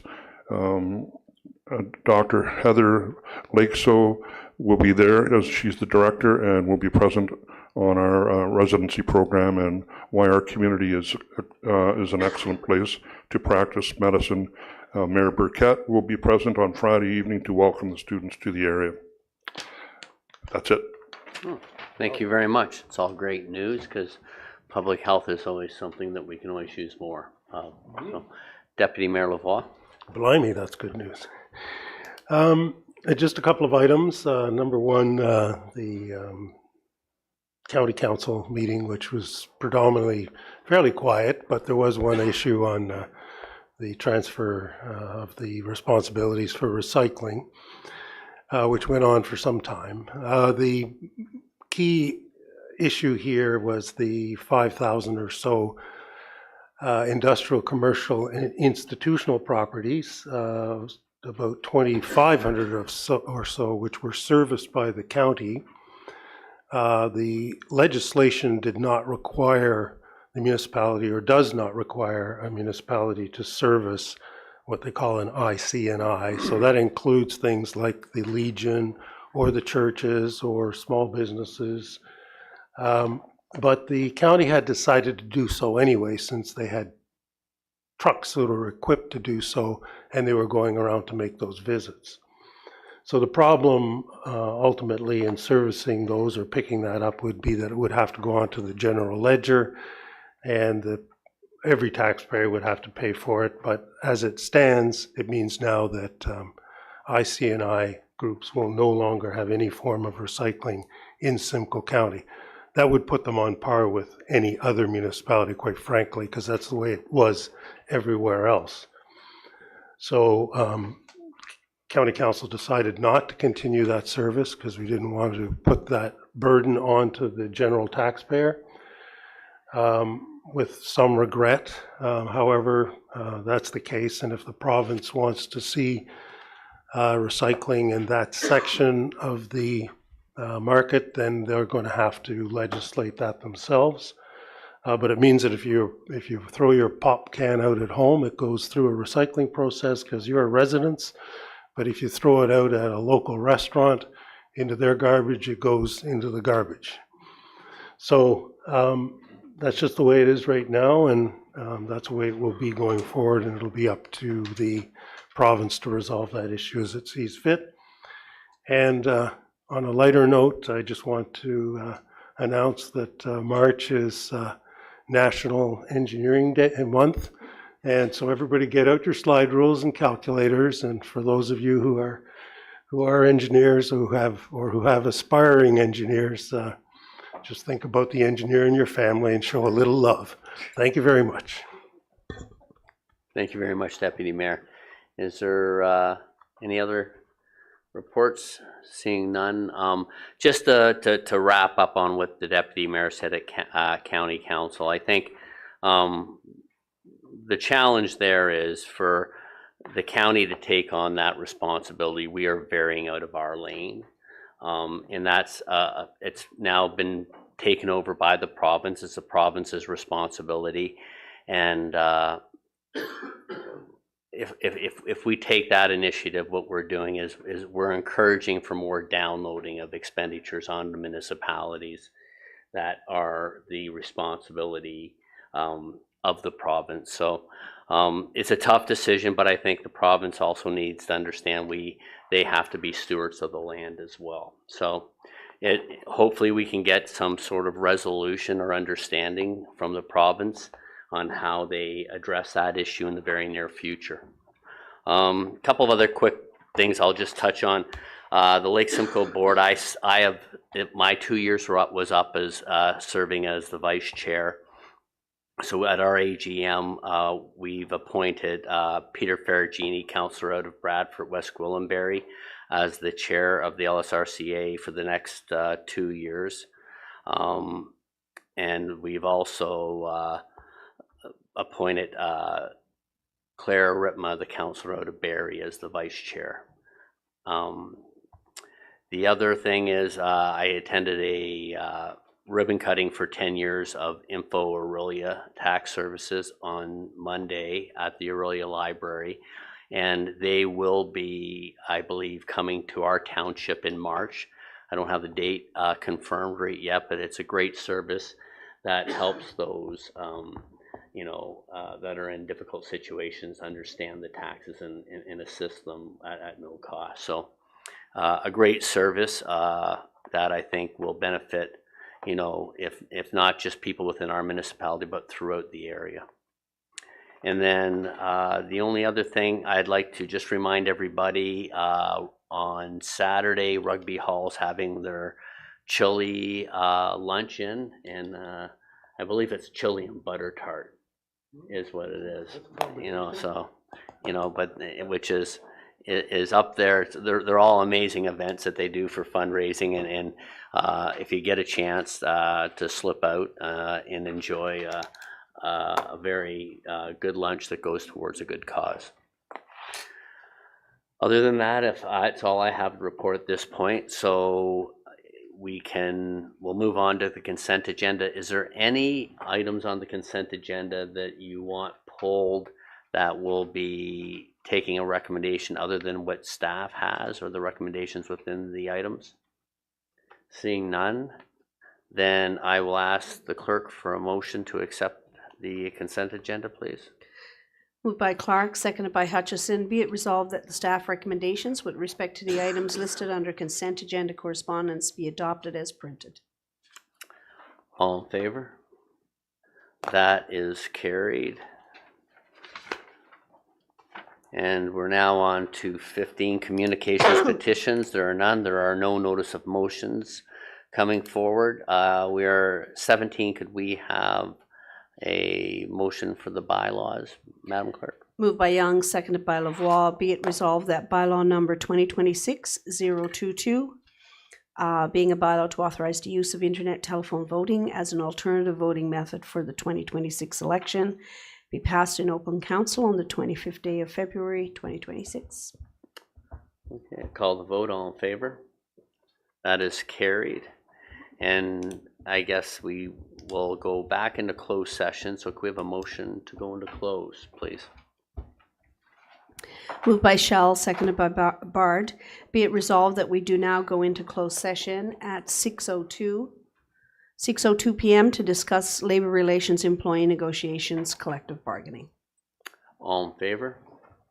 That is carried. We'll see everyone in closed.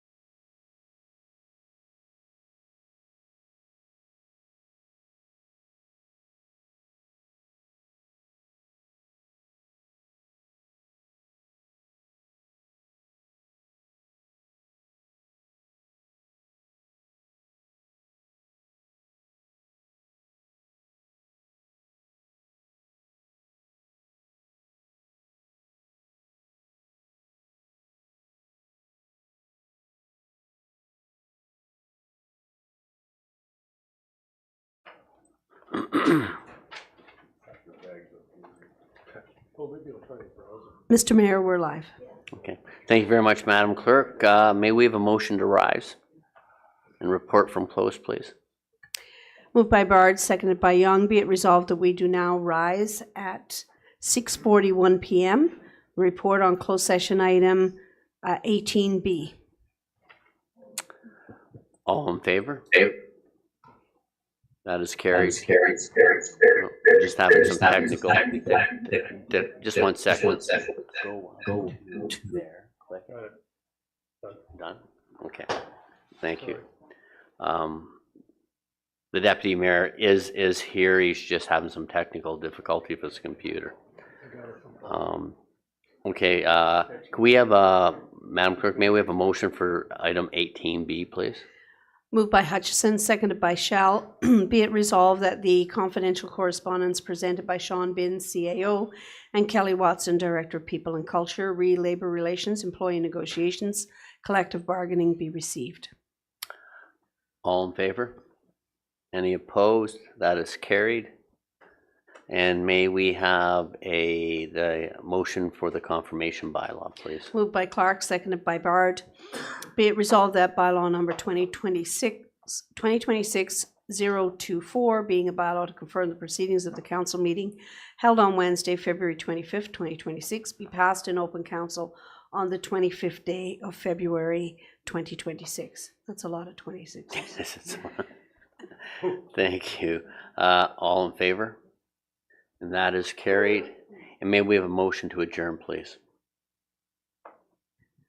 Moved by Shell, seconded by Clark. Be it resolved that we do now adjourn at 6:43 p.m. All in favor? And that is carried. Thank you very much, everybody. Have a great week.